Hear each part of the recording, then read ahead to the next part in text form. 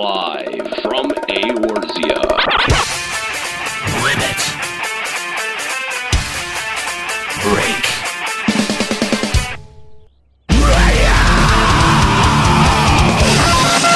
With your hosts, Nero.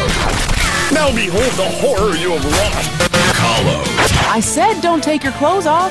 Juxtaposition. I don't get it. Ascalia. Holy shit, totally forgot about him. And Mika. Oh my god. LimitBreakRadio.com. 5, 4, 3, 2, 1. Welcome to Limit Break Radio, episode number 38. Stuffing things. Hey, it's a radio Reddit. I think I prefer a Reddit radio. Oh, okay. Yeah. No, It flows a little bit better. I don't like that. I feel maybe they might think that we're trying to claim it. Oh, No, Reddit's part of our show, guys. Yeah. Oh, yeah. There it is. Trademark patent pending.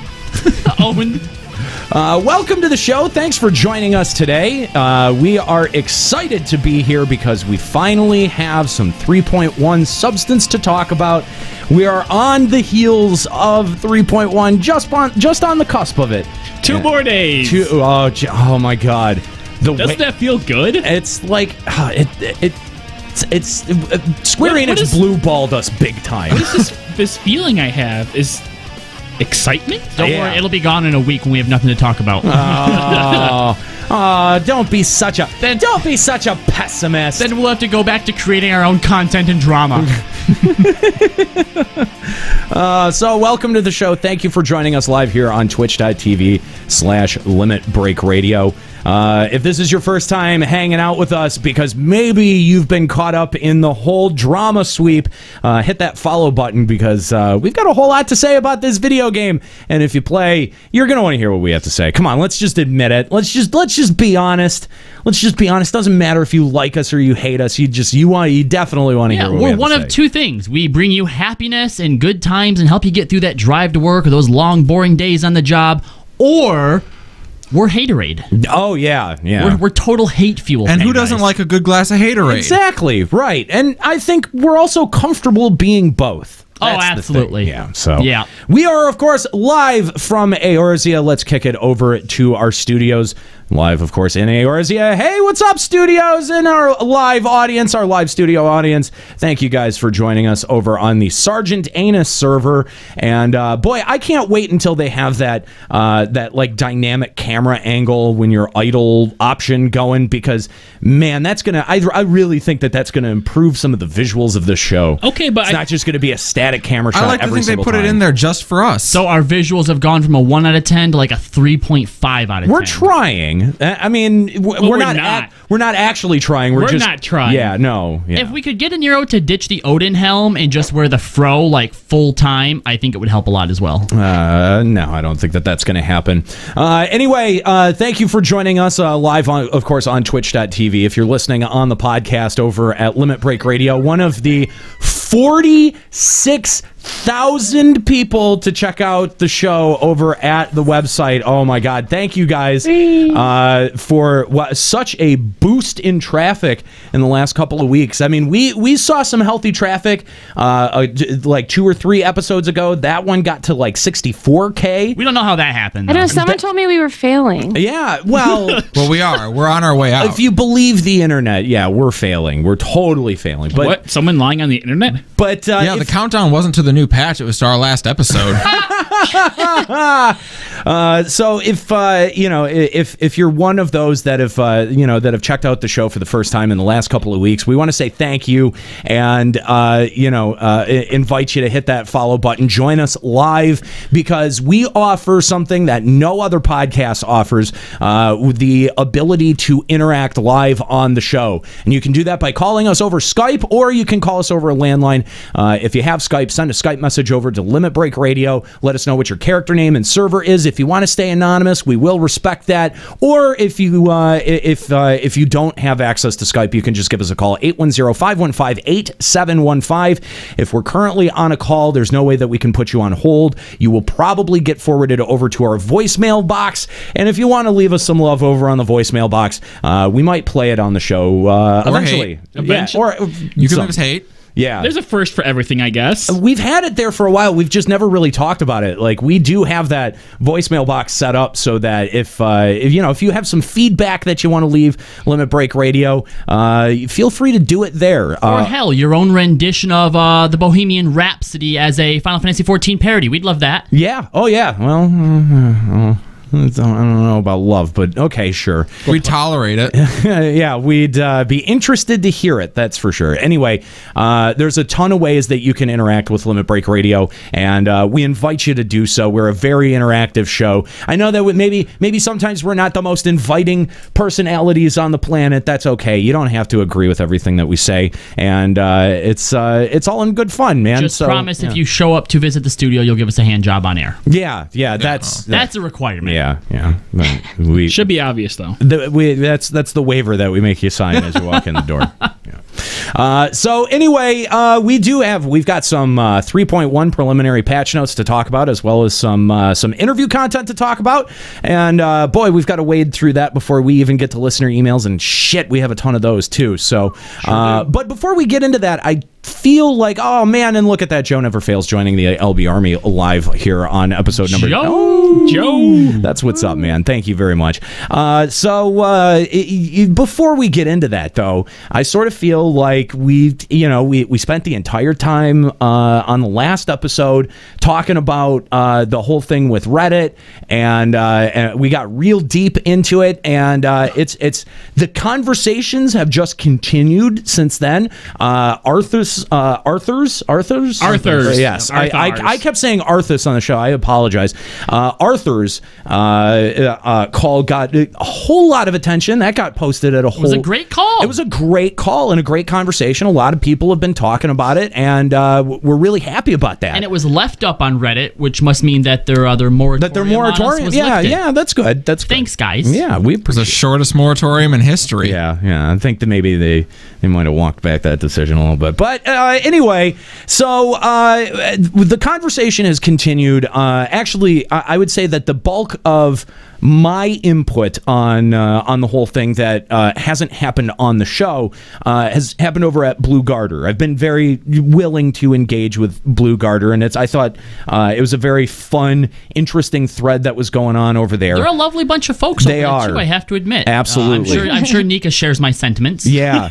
Absolutely, they're my favorite. Yeah, I'm sure that the first reply after you had decided to step in there, pretty much sums it up. That was tasteful and and justified, I guess. No, Nika's gonna chip a tooth, gritty teeth so hard. I'm too tired for that. So anyway, but the conversation has continued, and we've been talking back and forth with the mods of Reddit. Something interesting happened midweek that I thought was really kind of funny. After we spent all the time digging into this issue and kind of being very vocal about it, Aetherai Radio comes out and announces they're going to interview the mods of our FFXIV. Of course. Oh, guys, man, I just found that funny. I think some people thought that I was actually legitimately upset based on my Twitter comments. Not really. No, I'm really proud of Fusion. I want to congratulate him too. That's a great job. You've been riding our coattails this long already, so hang on, man. You're in for a trip. Oh, Fusion, we love you, man. And anyway, so yeah, I had some fun with that on Twitter, and the point is that the dialogue has progressed to the point that it's very possible that one or maybe several of the mods from our FFXIV might end up coming on the show, and we might actually try to sit down and have a serious conversation about it. No, come on. We're not capable of that. Oh, apparently not. If you've seen the 5-minute video with Nikki Seven's email, obviously all we can do is shout and rage. Yes, exactly, yeah. And I mean, I get it. We develop a bit of a reputation. That's fine. That's what we do. That's our shtick. But I think that we can also prove that when someone wants to have a serious conversation, when it's their desire to have a serious conversation, that we can meet them. We can rise to their maturity level and meet them. So you're saying they're more mature than we are. Clearly. Are you, Nika? That's true of almost everybody. Nika, hang on just a second. Are you trying to say that we are in any way mature at all on the show? I mean, compared to some of those comments, absolutely. I don't know about that. But anyway, yeah. So we're definitely up for the challenge. So we're gonna continue that dialogue. We're gonna continue that conversation. See what ends up coming about. We're always for experimenting and trying new things. Yeah. We can. I mean, there was that one time in high school for Escalia.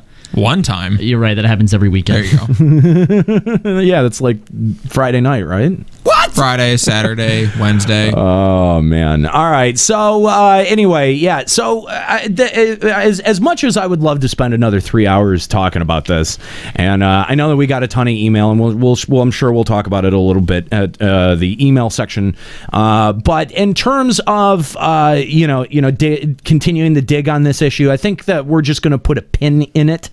Maybe make a moratorium on it. Our own moratorium on going at Reddit. Are we going to follow the actual definition of moratorium or Reddit's definition? We can't even do like little innocent sort of jabby digs at them. Nah, come on. I mean, we should just let up. I mean, come on. Who are you? And what have you done to a Nero? If they're gonna come onto the show, and if they're gonna be nice, and we can be civil. I think we can prove that. So I think we can lay off. I think we can lay off for a little bit. Is this like a thing now where since they've started to be civil, you have to be more civil than them? Oh no, we're still just trying to outdo them. Oh no, I don't. Callow, I just picture you like with the boxing gloves on and just like this little bag of innocent little jabby digs. Like that might be my favorite thing I've ever heard out of your mouth. Is it labeled innocent jabby digs? Innocent little jabby digs, or like fun size jabby digs. Can we get a particularly good artist out there to draw like little troll Kahlo with his bag of jabby digs?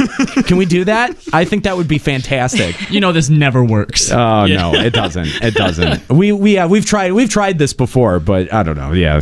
Anyway, so yeah, I think that I don't give a shit. You guys make whatever jokes you fucking want. I'm not going to ask you to stop making jokes at anyone's expense. But and I'm probably not going to stop myself. But I'd say let's put a pin in the subject and come back to it. And if we can actually get one of them on the show, and I think that then that would probably be an appropriate time to really pick it apart. So let's see what happens there. I think a productive dialogue to come out of any of this is surprising. I mean, we'll start there, but let's give it a shot. Why not? And I think a lot of people see how we like when Stomper came on the air. They see that and they think that's all they're going to get out of us if they come on the air. They don't expect us to actually have a mature conversation, which we've done in the past. Sure, I think. Well, yeah, and the problem is all those people that have that claim. They've only seen that 5-minute video and assume it's all like that. Yeah, right. Exactly. Yeah, it's mostly like that. Mostly, sure, but it's not all. Oh, come on, we Nika. have range. Come on, Nika. Don't try to rein the boys in. Come on, don't do that to yourself. That's when it gets sad. That's when radio shows get sad. It's bad enough we have a Scalia on the show. Yeah, I know. That's the pathos of the show is very high sometimes. So anyway, all right. So Nika, last night. This morning, Team Limit Break Radio participating in Extra Life. I did not make the 24 hours. I must confess. Y'all suck. But I did have fun. We had populated the Final Encounter Cast channel. Yep. I had tried Mass Effect for the first time. Kahlo over here had been trying Metal Gear. Trip. Oh, I mean Metal Gear. Metal Gear for the first time. Yep. So it was massively entertaining. We had a whole lot of fun. Thank you guys for hanging out, tuning in, chatting with us, hanging out on the Ventrilo server. But Nika, how did we end up doing? Well, apparently it's not done. Even since I woke up at like 3 p.m., I think you got a donation, and Kooky and Ryuichi all got donations, even though we're all done streaming. So, I mean, the page is actually still open for like a month, so if people want to donate, they can. But Team Limit Break Radio as a whole, there was like 17 of us, I think, have reined in over $3,200. Wow. Just plain talented. Wow, Yeah, look at that. So, I mean, great job, Team LBR. I mean, that's super impressive. But I mean, I'm really tired.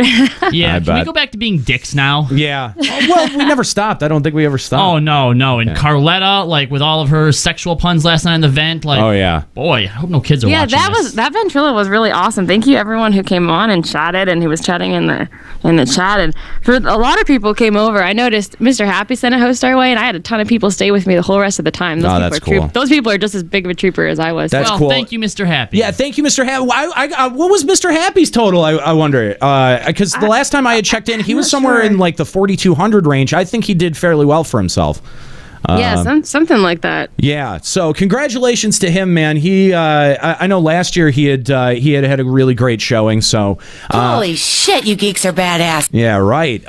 So you know, the thing is, Mr. Happy, I would love to know what his consecutive total year over year is, and then like next year, I think next year we may put like a really serious long term effort together and see if we can do a race, or because I mean, like he's got to be sweet. He's got to be nipping at the heels of our total raise the 2 years that we were The chat's involved. saying he reached over 6K by the time he finished. Oh, that's awesome, man. Congratulations to Happy. That's great. And as fantastic. usual, Aniro has to turn everything into a competition. Well, why not? Friendly competition for charity. Yeah, come on, man. A competition is a great way. No, and while I don't disagree with you, have you ever seen Aniro do anything friendly? Okay, I guess that's fair. But you know what? FF14 lacks competition all around, so we got to find our own ways to do it. Joe Never constantly finds ways to do it, and you know, get shadow banned. Yeah, get shadow banned from Reddit for trying to get a PvP event together. Oh no! Anyway, so yeah, that was the shortest moratorium in history. We broke their record. Wow, I don't know what you're talking about. I don't know. Yeah. I don't know. It's crazy. Anyway, so yeah, that was fantastic. Thank you guys, everyone on Team Limit Break Radio. If you want to continue to contribute, because yeah, it's open for weeks and weeks. You can still click on the little picture in our description. I left it up there. It links directly to our team page. That's right. All 309 of you, go click that link. Maybe give $1 to Team Limit Down. Yeah, Team Limit Break Radio. I mean, it goes to kids with cancer, and you know, and we really hate cancer. Cancer sucks. And you don't have to worry about us getting any of the money. Yeah, exactly. That's true too. But you know, I said this on the stream last night. I'll say it again. I don't have any necessarily affinity for children. Children annoy me greatly. But you know what? Cancer You fucking annoy me. That's fine. I don't. That's good. But cancer fucking sucks, and so I'm generally not the type of person that does things for kids, and I'm not doing this for kids. I'm doing it to give a big middle finger to cancer. There you go. Because between children and cancer, children are the lesser evil. Yes, that's right. Yes, and also fuck professional courtesy. yeah. No, children are the best. No, that's not accurate. You know, that is so accurate. What are you talking about? You know, and see, this is the failure of the school system right here. She doesn't even know the difference between failure and success. Jeez. Well, we are a failing podcast. Let's not forget that. Well, obviously, wherever. I could see why she'd be confused being told that we're a failing podcast and having numbers like 300 people watching us live and 63,000 people downloading us at the website. I mean, come on now. The education system is failing all over the world. Anyway, so thank you very much. If you'd like to continue to support extra-life.org/team/Limit Break Radio, I'm sure Kooky is already doing a fantastic job linking that in the chat room. And big shout out to Kooky, who joined us last week live in the studio, came out for YomaCon. We had such a good time. Kooky made it all 24 hours too. Oh, wow. Look at that. What a trooper. Ascalia, where the fuck is the video, man? People have been asking me about this for an entire week. The roast video? Yes, the roast video. If we're out of video. here by 10, I'll upload it tonight. All right, so... let's aim for 10. That means me and Jux will be home by 2.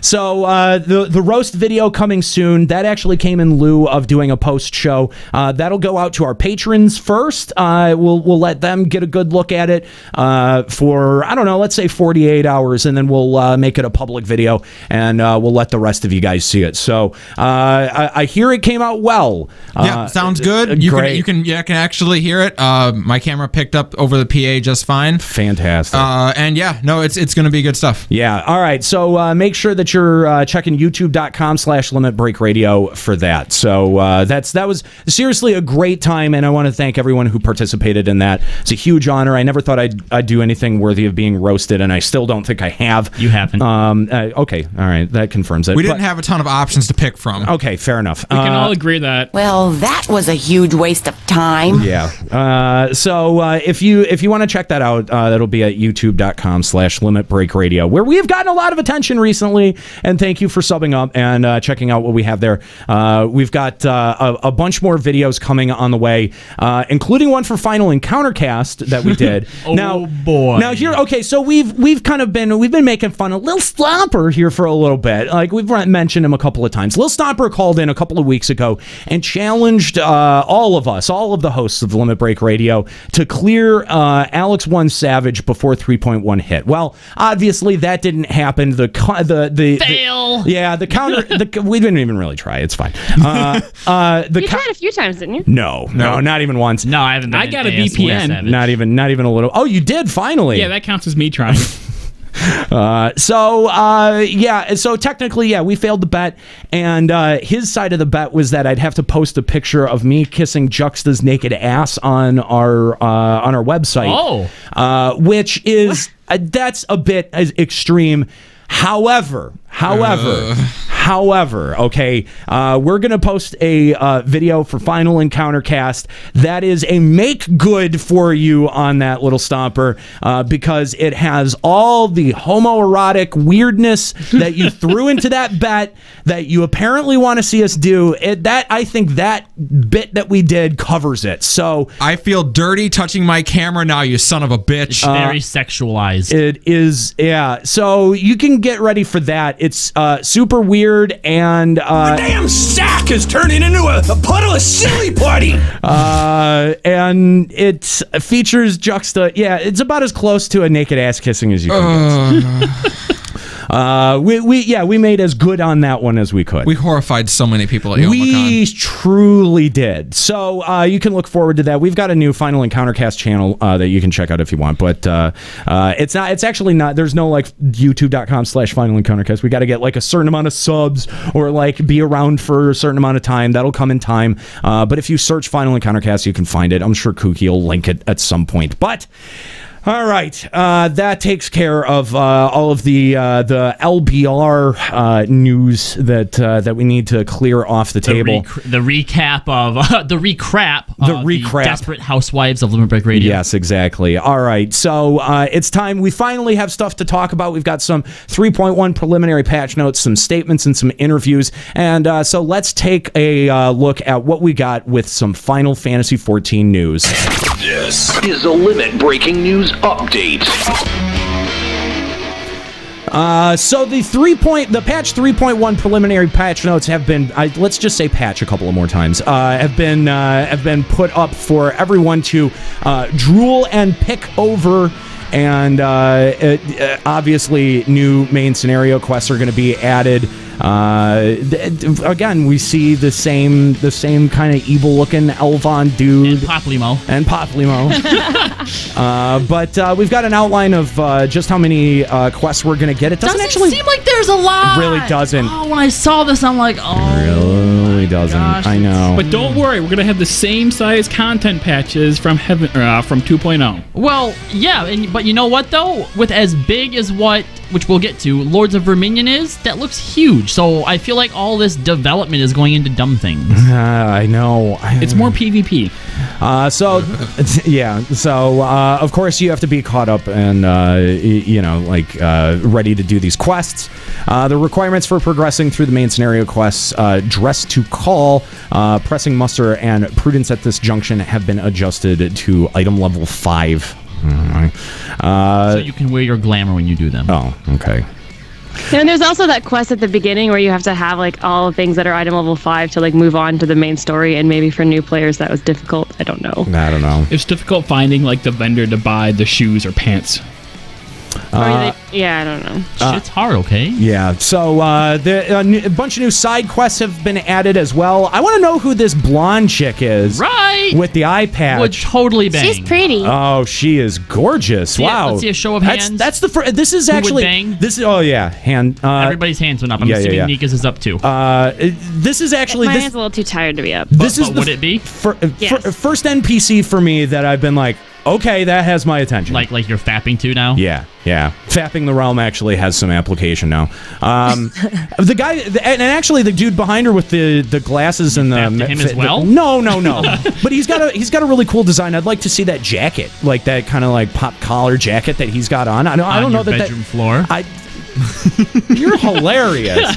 Where was this during the roast, sir? I would like to see that hopefully as a glamour somewhere in game, but not with that neck thing. I don't like the neck thing. Well, the neck thing looks stupid, but if I could dye it black, that would fucking fantastic, man. I mean, it's a weird shade of green there, but hell yeah, I'd be all about black. That. Yeah. So. Can we also point out like how like there's a sentence here or there in the patch notes that's in French? There sure is. These are preliminary notes. They don't really proofread them very well before Jesus, they go live. did you even try? Come on. I'm going to hold Matt responsible for that one. Matt. Pat. No, not Matt Pat. Oh. No, Matt Hilton. Oh, damn you, Matt Hilton. It's all Matt. Too many Matts. You just lashing out at anyone. It's the Limit Break Radio way, right? Everyone named Matt, fuck you. No, anyway. Yeah. It's an entire section in French here. So, it's this. It seems okay. What the fuck are they trying to say? It says the conditions necessary for starting this mission are as follows. Yeah, basically, it's that this is the whole. You don't have to beat Bismarck to go into Leviathan now. I think. Okay. Ravana. Yeah. Oh, yeah. That is what that is. All right. More side story. The Thoradin. That's going to be for unlocking EX. The Saint Moikines. Wow. Saint Motion. That's all, folks. We're done. We're done. Saint Mo's Arboretorium. Saint Cocaine's Arboretum. Let's go with that. Cocaine. The cocaine den. Yes. Pretty. Same thing with Pharaoh Sirius. There's no curveballs there. So the side quests required to unlock Aether Currents have been changed. I still have a problem with this change, man. I still think do the why? quest. Wait, you still have to do the quest. You still have to do the quest. They're just all in the main storyline quest. Yeah, go out and look for them. Do the quest. No, it just means that you don't have to do like 5 side quests. It forced me to do like a whole line of side quests that I would have probably skipped. Although no, the XP was good, so I probably the XP is still good. So the people will still do those side quests. Just they can do them after getting flying a little faster. Which it's been months. I don't know. I thought it was unnecessary. It is. Yeah, it's pretty unnecessary. So a whole bunch of other stuff. The Vanu this might Beast Tribe be actually what I'm most excited for. Really? They're adding a whole new Beast Tribe section. There's a settlement. This is where you're going to get little Stomper. And I assume I don't know that that's true. I haven't actually seen a Vanu minion.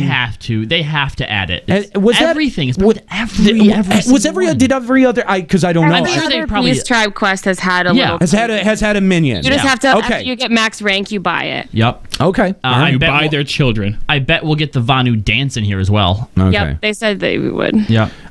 So apparently the only requirement is that you have to do the main quest 3 Beaks to the Wind, which I think is just part of the. Probably just the storyline quest. Yeah, I don't. It's definitely. I don't. It's definitely not the. No, it's right. 3 Beaks to the Wind is the first quest in the Beast Tribe. It says right here. They have to.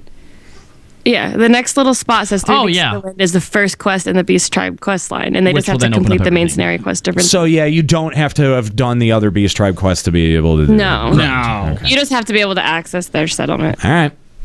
Well, that's the thing. Yes, for Lev Quest, the destination marker display has been changed for Guild and Temple Battlecraft Patrol Levs. Okay.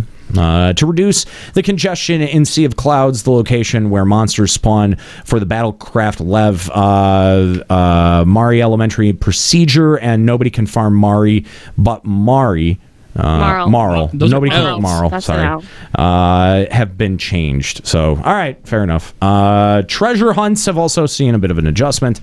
Let's see. Different stuff from different maps. Yeah, that's basically what it is. Items that they added to the grand companies, the Swan Feather and Eagle Feather, yeah. Eagle Feather. I don't know. 200 seals. Maybe they're for a beast child quest or something. Or yeah, maybe. I mean, it seems like if that's very little. Usually when they add stuff to grad companies, it's like for the relic quest, but we're not getting that yet, so I don't know. Right. So the number of items players would like to exchange for company seals can now be specified. Okay. Yay. Again, it's small quality of life changes that we won't really. I guess we can't really measure the impact of these until we get our hands on them. So that's part of it. That's nice, because with how much crap I get from dungeons, having to turn them in one at a time is annoying. Yeah, I mean, I guess I don't really try for any of that stuff, so whatever. I just sort of like, once it's clogging up my my armory is when I kind of turn that stuff in, and then it's sort of like, what is the gear that I'm currently using on all of these jobs that I never play, so I don't accidentally turn that shit in. So free company names can now be changed. To change free company names, players must first speak with the OIC administrator at the Grand Company headquarters. Only the master of the free company can make the changes to the name, and once the free company name has been changed, it will not be possible to do so again for 30 days. I didn't realize you couldn't change it already. I guess that's cool for anyone who picked a dumb name. Or like, I feel like with my free company, like all the leaders have quit and it's kind of passed down to another person, so we're gonna like revamp it, so we're gonna detach ourselves from that happens a lot. That's legit. I could see that for sure. So new items have been it can be crafted for company projects, so new exterior stuff for your house, new housing stuff. That's gonna be good. Yeah, that awesome Moogle housing cover. Jesus. It looks cool. No, it doesn't. It's so cute. It's stupid. Nika, you hate Moogles, remember? No, Moogles are cute. They're just annoying. But when I'm just like their house, they're not talking. You approve of them being killed and stuffed, though. Yeah, as long as they're on my house. Wow. All right then. The rested experience bonus and experience bonus items will no longer apply when gaining experience from company projects. The amount of time required to fully charge grades 1 through 3 of ethereal wheels will be shortened. These are all dumb things I don't care about in Nero. Okay, sure. Retainer summoning bells have been added to company workshops.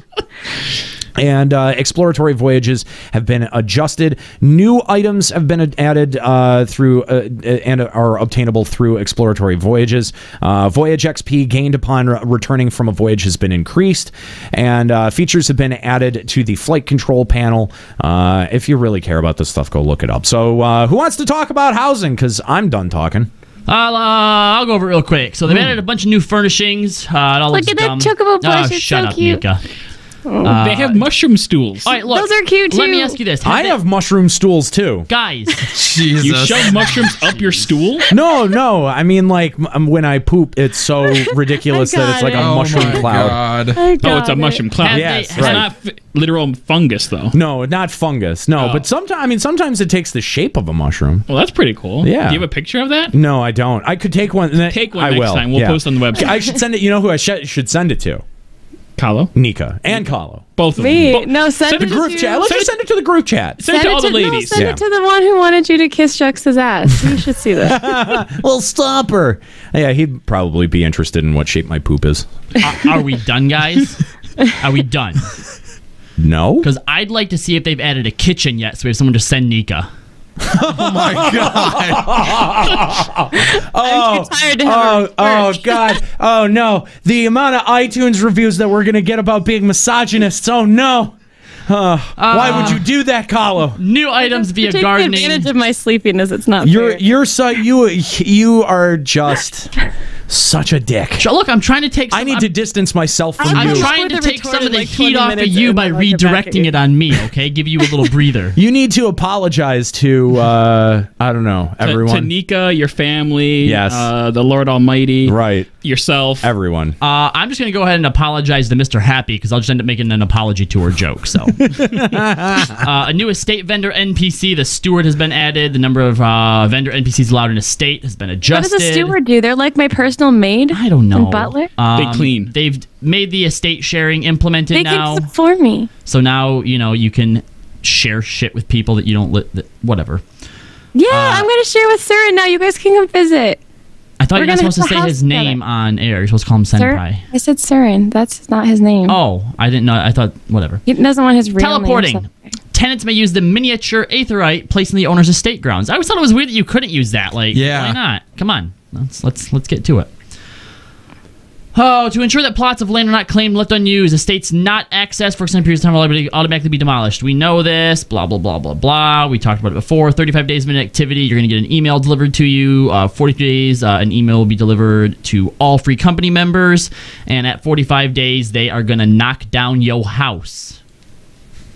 So all you have to do knock it down. And we discovered last stream day that Christmas Day is the 45 days from patch drop. Good. So Merry Christmas, everyone. To keep your house, just walk into it. That's literally all you have to do. You don't have to go through any red tape bullshit. Okay, or contact guys, anybody. but there's people that are in like hospitals and on military leave, and they need houses too in game for the game they're not playing. They probably. I think they have bigger things on their mind. Just to have a friend. Have go in one for you. member of one your friend. free company. No.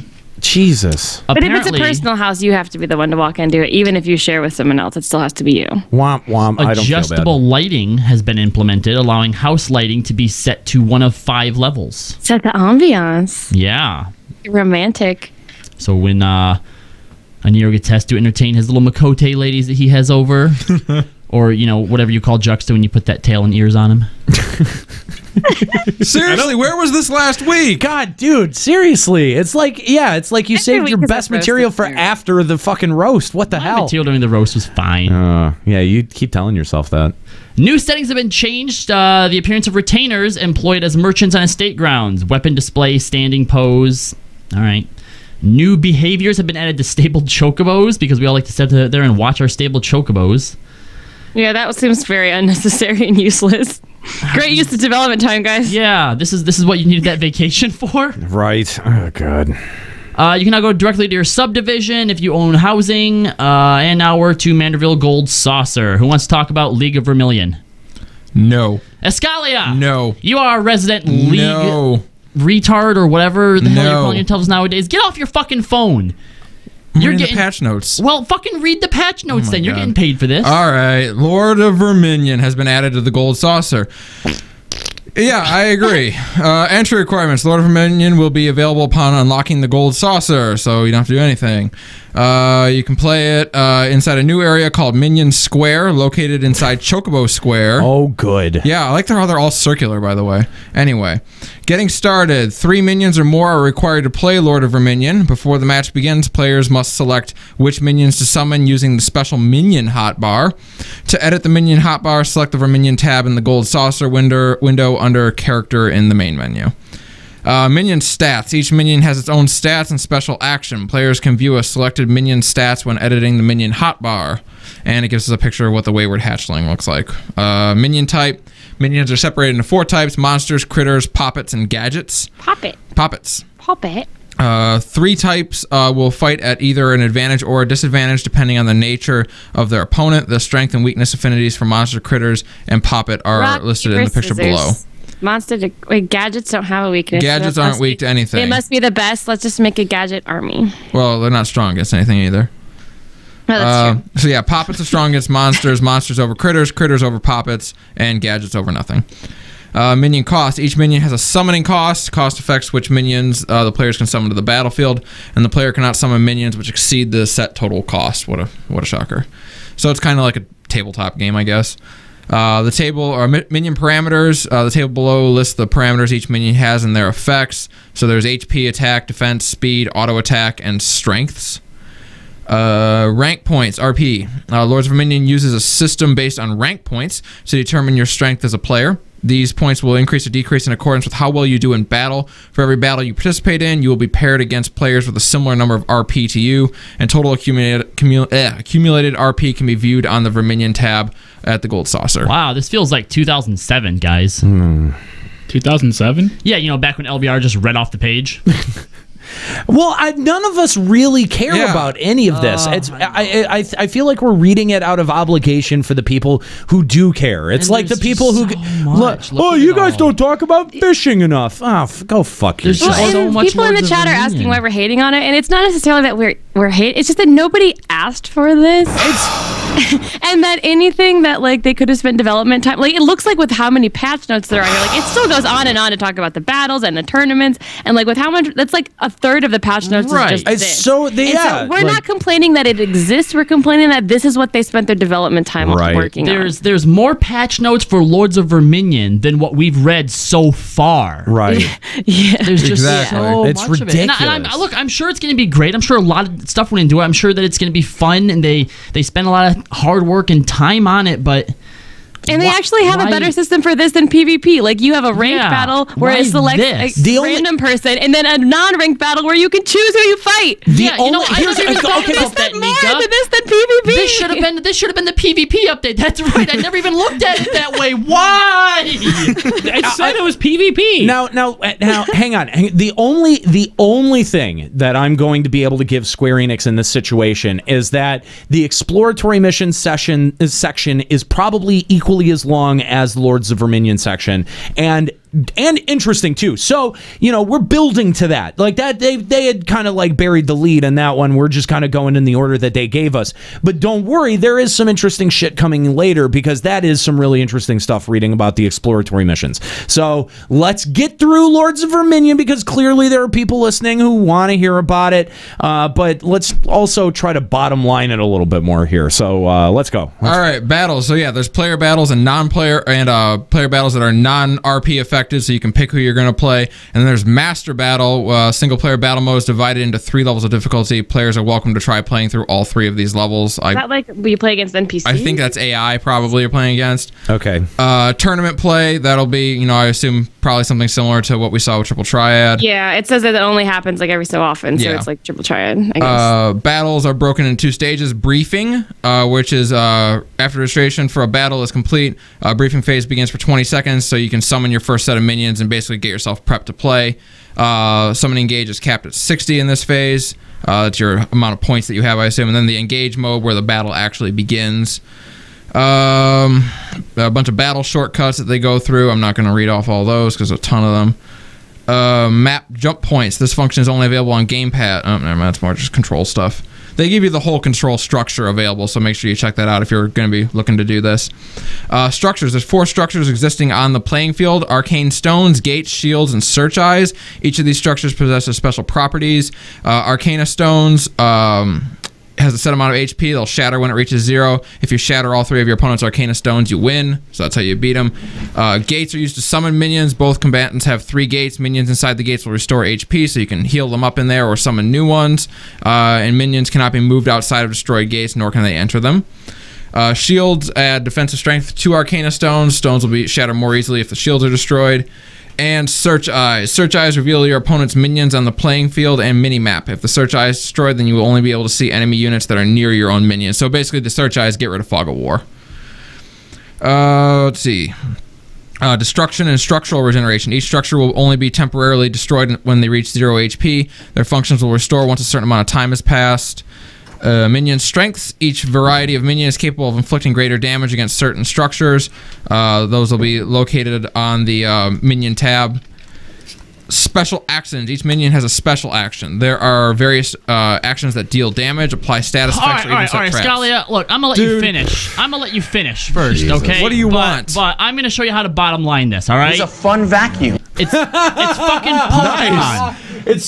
It's fucking Pokemon. You're right. Okay, there are types. They're weak. They're strong. They have special actions. Great. Yeah. There are traps. You can put down fucking traps, which are special minion actions. You've Good activated job. my trap card. That's right. Yeah, Game straight UI. up. It's Pokemon meets Yu-Gi-Oh. They have Arcana stones and health bars. You have a minion party list. There's a minion hot bar. You can select your gate, select your traps, blah, blah, blah, blah, blah. There's a summoning queue. But you don't actually get to run around and control the actual minion like I was hoping.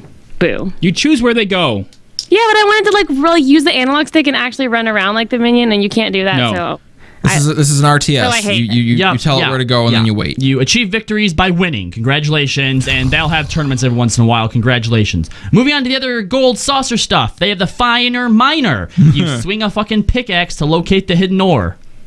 Finer Miner. And then you can swing the hatchet to locate the hidden timber. And if you look at the little circle, it's basically like what mining and botany was in 1.0, where you have to like select the strength in the area you're hitting to like get the best stuff. So they basically just refined that system for a minigame. Oh, good. So they're rehashing old content. New items. That coral hat's kind of cool. No, it's dumb. ugly You as don't think sin. so? The I think next it's one kinda is cool. good. Why are you fucking kidding me? Day one It's by. the Thanksgiving. Let's put a turkey. Shut the fuck up, both of you. That's what it's Turkey for. hat. Why Shut the give us a fuck up. turkey? No, shut and up. Feathers too. It's a total Thanksgiving. I'd like hat, to use and my you know you mute want it. juxta. And Nika, you just stop. Okay, You just wanted me to- arbitrary. Following I'll put steps you a hat, shops have been Kyle. added. The Minion Trader. Juxta wasn't even really saying I know, anything, but but I the game. can't fucking mute Nika. No, can the game I? doesn't extend to Nika. Sorry. Unfortunately, Yeah. they've added a Minion Trader at Minion Square. He offers Minion exchange for Gil and MGP. Hey, they've added a modern Aesthetician. That one, Job. saleswoman Aesthetics. at the entrance square. Her offer catalogs, which all kinds of hairstyles and stuff Like the that. winners. Yeah. MGP awarded for Jumbo Cactpots and Gates has been increased. New triple triad cards. They've added new triple That's fine. triad cards. Great. Congratulations. What's that girl's name? Nell. Congratulations, Nell. You have more stuff to hunt. They've added new opponents for triple triad. Certain existing cards are now obtained through different means, and cards previously obtained only through Dungeons and Trials can now be attained from dueling certain NPCs. I'm gonna be so pissed if you can get the Nidhogg card now from NPCs when I spent a lot of time. Probably going to be during like extra, getting the the Nidhogg. the Warrior of Darkness, or not the Warrior of Darkness. Well, it says through Dungeons and Trials, so like the ones that you could only get through Dungeons and Trials can now be obtained from dueling NPCs. Hey, what's that last? All right, I'm going to let you guys finish. But we have a guy calling in from a phone, so let's listen to what this guy has to say. Oh, hi, guy from a phone. How you doing? Hi, my name is Tiago. I'm from Lamia server. What's up? Hey. I'm just calling because I heard you guys talking about the that whole Lord of Verminion thing, and I completely agree with what you guys were saying. Like, the patch it's been like 5 months pretty much since Heaven Words came out, and this patch is coming out, and we're getting a fucking mini game about like minions when they could have. You know, people keep complaining that they're sick of having only 2 expert dungeons to do, and they're giving us a fucking mini game that they spent more time on than like developing PvP or something else. It's like so stupid. I hate it. No, absolutely. Like for this to be such a like when they announced it, it was like, okay, that's kind of cute. That'll be fun. But the patch notes come out and you're like, oh my god, this was their feature almost. Like obviously the airship thing is their feature, but this is like they have the raids in the only 2 Void dungeons. Arc, the Void Arc, but only 2 dungeons. Yeah, this very easily could have been more. But they have a reason, guys. Apparently this is how they're testing PvP matchmaking. Sweet. That doesn't make that's so retarded. Like on Friday, I was with my FC, and we were reading over the patch notes. We got on a call, you know, a few of us were reading over the patch notes, and all of us were like, why does Lord of Verminion take up like a third of the fucking prelim patch notes? Like, what is happening? Like, who asked for this? You ain't alone Honestly, in that thinking, man. No, yeah. I mean, and I get that they have a lot to explain, but I mean, like, Jesus, that it does seem like a ridiculous amount of development time. This isn't just a thing that just it's a fun, you know, like Triple Triad. They had already had the rules of that game made from FF8. Somebody had to sit around and design this shit. It's the stupid minigame team. I mean, the stupid minigame team isn't going to go out and make a new dungeon. They don't know how. They're the stupid minigame team. Do they have a minigame team? I don't know that. I just like that there's a room at Square Enix headquarters that says stupid minigame team. I hope so. There's some guy who has to go in there every day just like... Oh, man. I like to think that there's a prank where every once in a while someone will put up like a sign over top of it that says Limit Break Radio. And they're like, oh man, they did it again. Fuckers. But even my point is like, okay, people are gonna go in, they're gonna play this stupid minigame for like the first few days, and then that's it. Like like the amount of people are just gonna fall off, and it's just annoying. But that's all I wanted to say. Exactly. And look at how many people are doing chocobo racing. Well, you know why? Nobody's Because they doing need chocobo racing. They need to learn how to properly incentivize their content. Yeah, they need to put end game rating gear in chocobo racing. Make it so that like if you get first place like 300 times, you have a chance to get a chest that has a really low rare drop rate. That's like item level 350. But the thing is that chocobo racing, all it does is get you MGP. So not even that much MGP. Yeah, not even that much. It's so stupid. And you have to put so much into it to like be competitive. If you could gamble millions of gil on that shit. But is there anything exclusive that you get out of chocobo racing? No? Okay. Titles. Oh, fuck that. Like, if you do chocobo racing, like, you know, they could at least have it in a way that maybe, you know, your chocobo gets some XP so you can level your chocobo at the same time, or just something. Oh, no, we couldn't have that. That's so stupid. No, or if, like, they had in 11 where you could get your chocobo a little bit faster than, like, the regular... chocobo? Oh yeah, What if you could get like 110% movement speed chocobo? Movement speed increases would be cool. Oh, that would be great. Yeah. How cool would that be? Only if you have like a champion chocobo. Sprint or something, like you could unlock maybe like a sprint ability. Or you know, if there was more customization options, I'd do it. But it's literally just race for the sake of racing. Hang on. Now, correct me if I'm wrong. They had added some completely cosmetic animations to the Magitech Walker, where you can like fire the guns and stuff now, right? Like, why not some exclusive chocobo animations that you can fire on your chocobo? Make your chocobo kick. That you can get totally cosmetic. It doesn't do a single fucking thing. Little chocobo charge. Or have like your chocobo spit like a camel at Nika. but do not spend our precious raid and dungeon development time doing this shit. Hashtag LBR is hypocrites. Yeah. Fair enough. All right, thank you very much, caller. Appreciate it, and thanks for listening to Limit Break Radio. If you'd like to call to Limit Break Radio, send a Skype message over to the Skype account Limit Break Radio, or call 810-515-8715. It's rare that we have an actual caller on these kind of shows. And I actually thought that whoever that was calling us up was going to call us out for doing all this bitching. I'm kind of sad that they didn't. Right? Nika, they've added a new tier of triple triad packs. Mythrite. Have you gotten all of your gold cards yet? I'm still missing Zidane. Owned. Like, I've been spending every single 2.1K on Zidane, and I haven't been able to get it. Nika. I'm only missing 5 cards. When we say when they say nobody cares, that's like a cue for you to stop talking because nobody cares. No, I'm talking about Mythrite packs now. I'm curious if Mythrite packs are going to be like the ones that we normally got from like the platinum packs or something, but buyable versions. I don't know. I don't know either. Anyway, this next part, what the fuck? Tataru is no longer available as an opponent for Triple Triad? It's because she dies. No. It's because she's going to be If Tataru dies, we riot.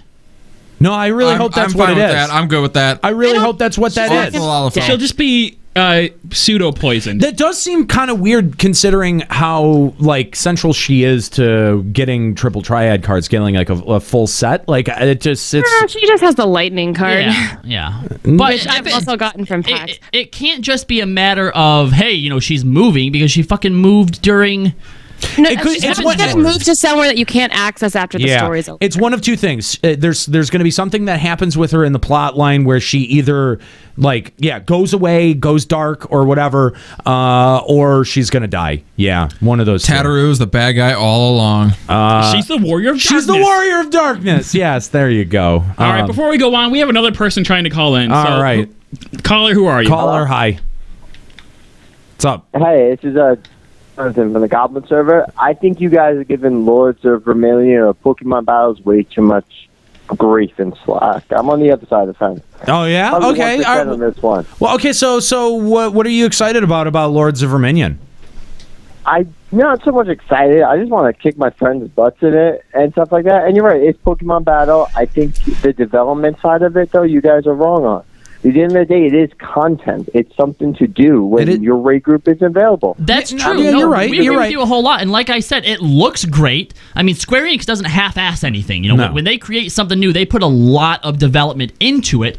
And I think for us, because you're right, it is still content, and people will use this, but we feel like we've gotten less of what we usually get because of it. Yeah. This would have been a way better 3.15, and they could have included relics in the 3.1 launch. Yeah, can you imagine how cool? I mean, like, I think that would have been a nice bonus in 3.15 to get relics and something like Lords of Verminion, because it is, I mean, like, everyone kind of recognizes it as fluff. But, like, here's my question to you. I mean, I know you said that you're excited to take on your friends. How long do you think your friends are really going to be engaged in it? Like, how long is it going to be before you're, like, just challenging anyone and every, you know what I mean? Like, I don't know. Like, if I was like, 1 month from now, will you still be playing? I can't wait to challenge Kahlo in this, and then it would happen once, and then you know, Kahlo would fuck off and go do something else. You know what I mean? Like, how long do you feel like you're? But in all seriousness, what else are you doing? And it's like, all right, so what happens if they put another 4-man dungeon in? Okay, so you're going to clear it once or twice, and then doing your daily expert every time. Well, it would a lot more variety than just 2. Yeah, I mean, like, hell, it would help. It would help break up some of the monotony of queuing for an expert dungeon. That's what it would do. You know, once you get the Essos, it's the same thing. It's still something fun for me to do. A couple of friends to kill Saturday night when we're not doing anything. Have a couple of drinks and laugh and joke and do something like that. Do you think 3 months from now you'll be doing Lords of Verminion? I don't know. 5 months from now? I'm hoping in 4 months, 5 months, I'm PvPing a lot more. Yeah, exactly. You have other things that you would prefer to do, okay? Yeah, I'll probably give this a shot. 3 weeks from now, I won't be playing it. But if they were to give us another dungeon or 2, 4 months, 5 months, 6 months from now, I'll still be doing them. Oh, sure, it's just my expert, but I'd be a lot more thankful to have 2 or 3 more dungeons to do than I would Lords of Verminion. Yeah, but I also, you know, caller, I see what you're saying though. I agree too. It just comes down to preference. Look at it this way. How often is Kahlo challenging someone else to Triple Triad? Not much at all. How often is anyone challenging anyone to Triple Triad? Good point. Yeah, even in the tournaments, I just play against certain.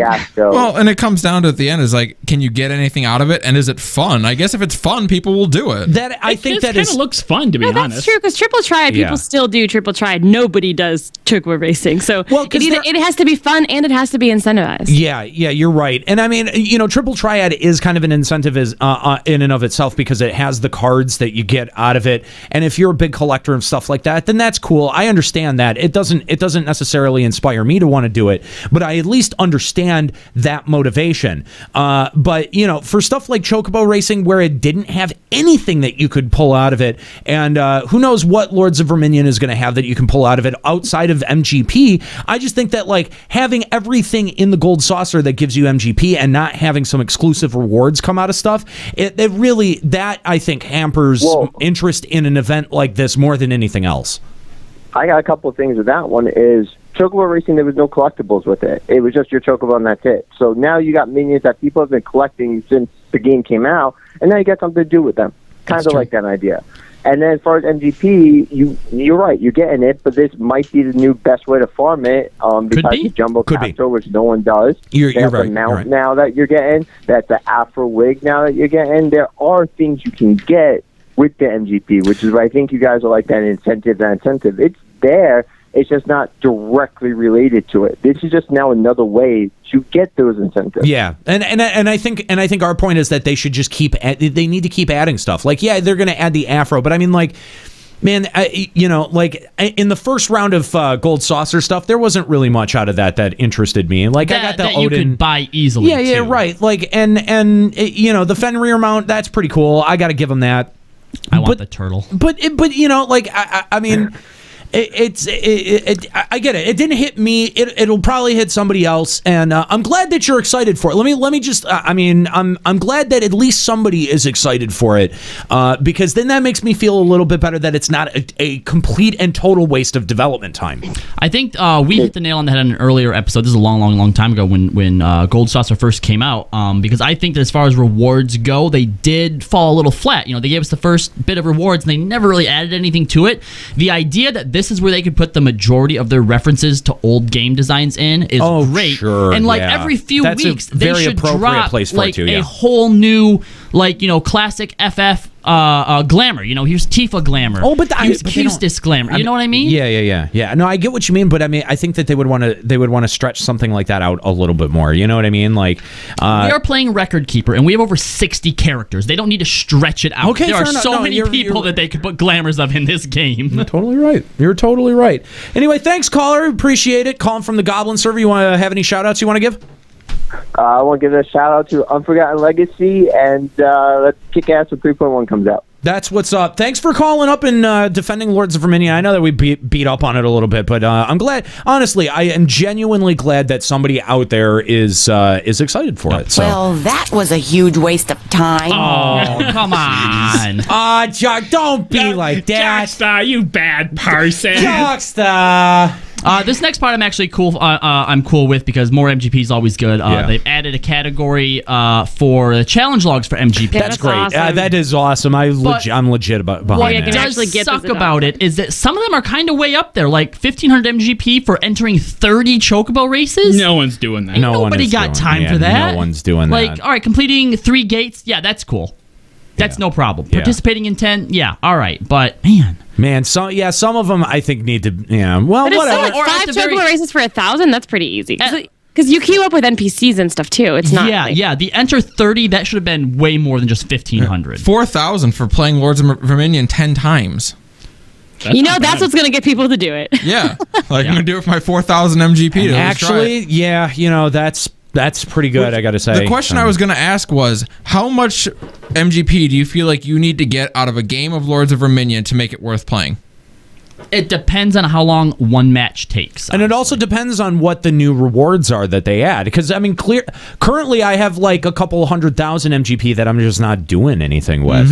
You know what I mean? What would have been cool for Chocobo racing is that if there were some colors you couldn't like feed your Chocobo to get. That's another and then thing. once you got to like a certain rank, you'd be able to dye your Chocobo gold or something. Totally. I agree. Okay, a problem with Chocobo races was like it just felt like a huge grind, and then to like make your Chocobo better, you had to invest more MGP into it, which was so hard to come by already, and you want to use that MGP for real other prizes. stuff. It's like.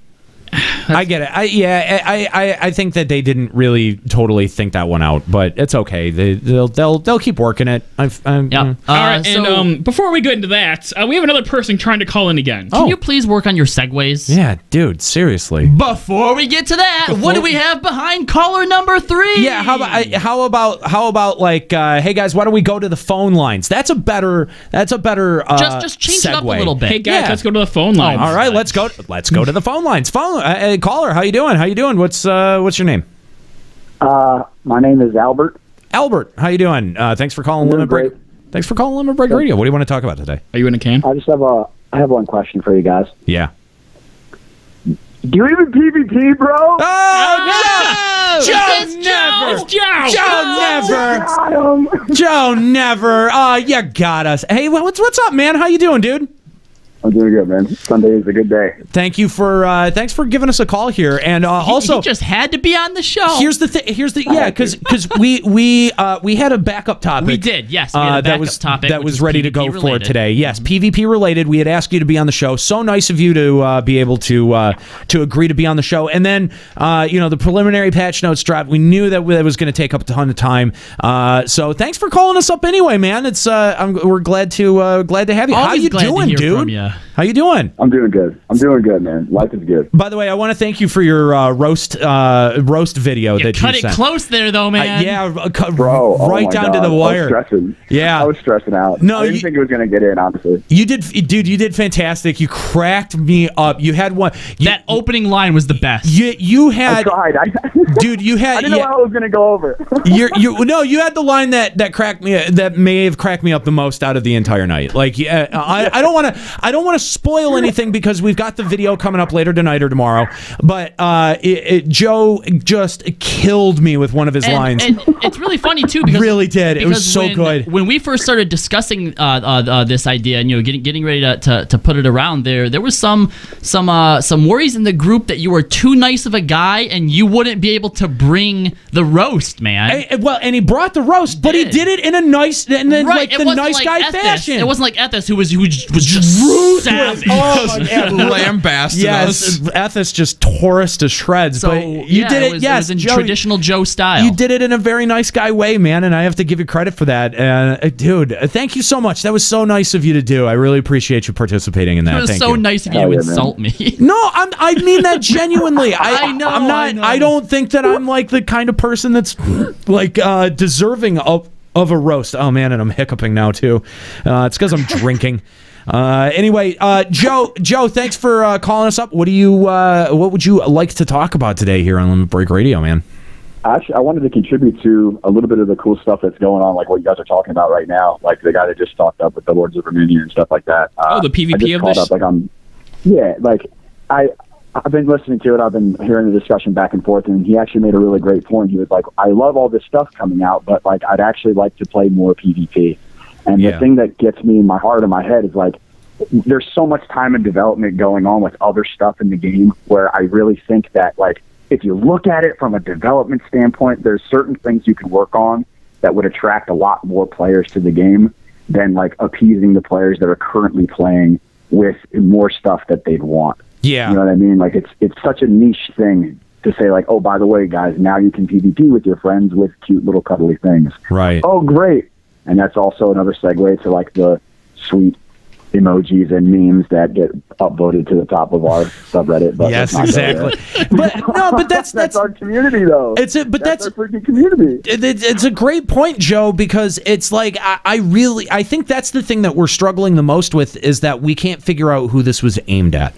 You know, like the people who have been playing the game, you know, for the last year have been so vocal and clamoring for stuff like, you know, more 24-man raids or, you know, the Skynamis stuff that we're getting. And yeah, they're delivering on some of that, but it feels like, you know, like they're also, I just don't know who this is aimed. Is this aimed at trying to get somebody who doesn't play to start playing? Like, I just don't get it. Okay, this is for the people who want to play Final Fantasy 14 but don't want to play Final Fantasy 14. Well, just for all the people who have been out there saying that what they want, I cannot recall anyone one time in the last 6 months hearing somebody say, I want something new to do in the Gold Saucer. Yeah, that's not a complaint that I've heard. Yeah. It's one of those things where it's like it's giving more content to, I really believe, the player that has an hour to 2 hours a day to come in and play, if that, or like, hey, I've got a half hour in between this and this, my homework, whatever it is.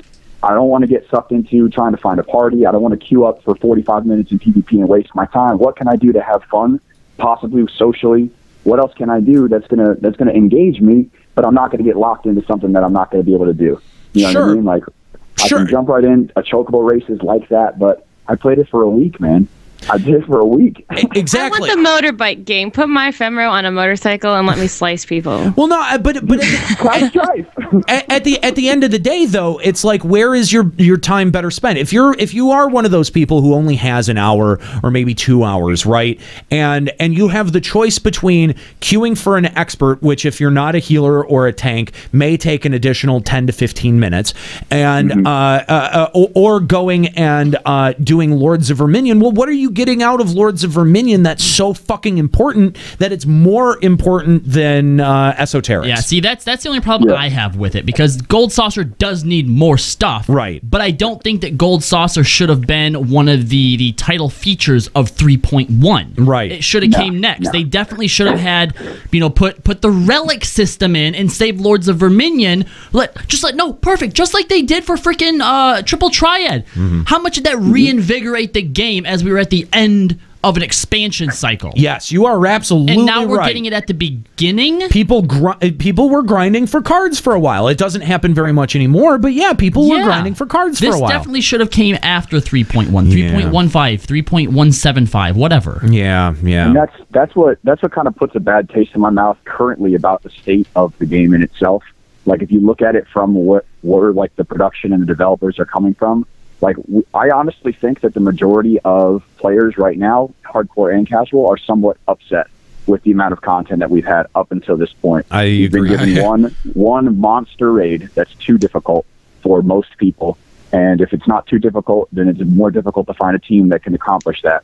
And in the meantime, the content that I'm getting, for me personally as a player, I'm going to play it, yes, from the flip side, I always find a positive out of it. I'm going to be able to broadcast and play with friends in the stream from that, which is a positive, but I don't see myself doing it for a long period of time. You know what I mean? So it's like somewhat useless. It's like where WOD and ST and CT are now, 3 months, 4 months, 5 months later. You know what I mean? Like, it's just, I'm not going to go and get stuff from that. It doesn't make sense. No. I would be doing things that, you know. Yeah, no, I totally agree, man. It really, I think it's problematic to put something like this out with the first content expansion patch that you have after a big expansion. That's what, and after making people wait for so long and everything like that, it really does seem like, you know, you guys could have put this on the back burner and scheduled it a little bit differently, especially if you knew that this break was coming. Yeah. So we have some people in the chat that are criticizing pretty hard the idea of putting relics in 3.1 with Thornton, saying that they would just completely contradict each other, and that's not true at all. But, all right, first of all, that wouldn't be the first time that has happened. When was the Bismarck weapons ever relevant? That's true. Never. Yeah. Okay. Glamour. It was a stepping stone. Oh, they were hideous. Ugly. Hideous. Yeah, they're not. But they were. Hold on. It was relevant for about 33 minutes. But still, the relics aren't something that's just like, all right, I've started the quest, now I have the best weapon this patch. It's something you have to build up to. Yeah. So Thornton weapons easily could have been the best ones for this patch cycle, and you have to build yours up to even become on par with it. Then by the next patch, it surpasses it. That way, if you're one of those people who's struggling to finish your relic, right? You still have the option of the Thornton. Right. Or if you can't quite get the Thornton, you still have the option of the relic, all right? We sit here and talk every single time about how we don't want vertical progression, and basically what you're saying in chat right now is, no, if they put 3.1, if they put the relics in right now, we're going to get that vertical progression that we want. No, we want to stay horizontal. Only one thing should be viable at the time. We need our best in slot. We don't want any choices or any options. We just need cookie cutter stuff. Tell us what to do, please. Yeah.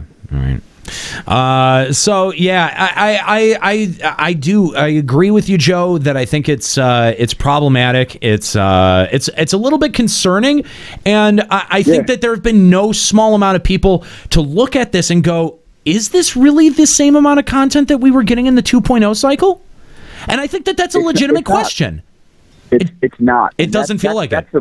The most troublesome thing is that if you look at the progression of this game for the first 2 years, and you say, wow, you guys got so many things right. We got a lot of content. We got it quickly. Every 2 months, we had something. You know what I mean? We had something new in the game that would either keep us occupied or whatever. And now it's like, okay, now that that's been proven to work and proven to succeed, let's change it.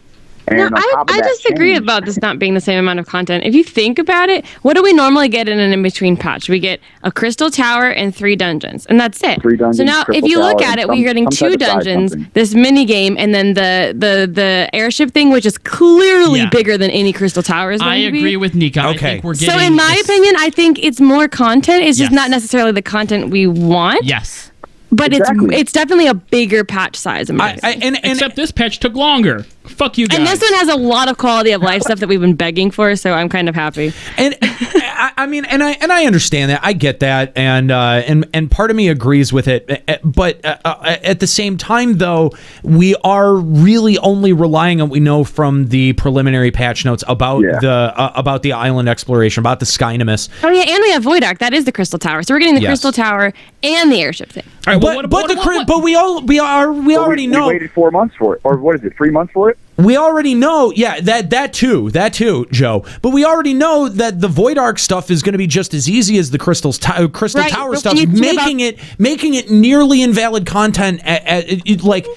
I know I'm going to be bored by it within the first week. You know what I mean? We also are getting the airship and Lords of Verminion. So when you say we normally get 3 dungeons and a crystal tower, we're getting 2 dungeons, a crystal tower, a really big minigame, and a big exploration. This is true. They are giving us a shit ton because you're saying, hold on, you're saying that it's already invalid content for you because you're going to be bored. But you also have the island exploration. That's true. Casuals like me and Ascalia and Chris, or Juxta, still have, we'll have the tower to do. Use my real name! If a Nero hadn't needed to prompt you for that, that would have been so much better. Shut the fuck up. I was finding it. It's a new one. You can't blame him. Yeah. It was a good use, though. Yeah. Good job, Nero. Good job. Okay, and no, fuck you guys, because you said yourself the main storyline quest looks significantly smaller It does. than That's before. true, too. It does. And true. no Hildebrand. Fuck all you guys. All right. No, it's not even about the bed. Not even about the bed. It's about the content. It's about the bed. No, I'm going to give you that. He's totally right. We didn't get Hildebrand here. I mean, if we stop to consider, okay, what are we getting instead? What did we also lose out on here too? I think Hildebrand is a big thing to lose out on, and Did we ever get Hildebrand in the same patch that we got at Crystal Tower? In 2.0, we got Hildebrand every single patch. Every 2.1, 2.2, 2.3, 2.4, 2.5. Really? Really? Yes, we are. There's a bunch of different stories for it. Yeah, is that true? But then again, each of the Gilgamesh ones was a different patch. Ultras was a different one. What else was that? I mean, that's 3 different patches already. Yeah, I don't know, man.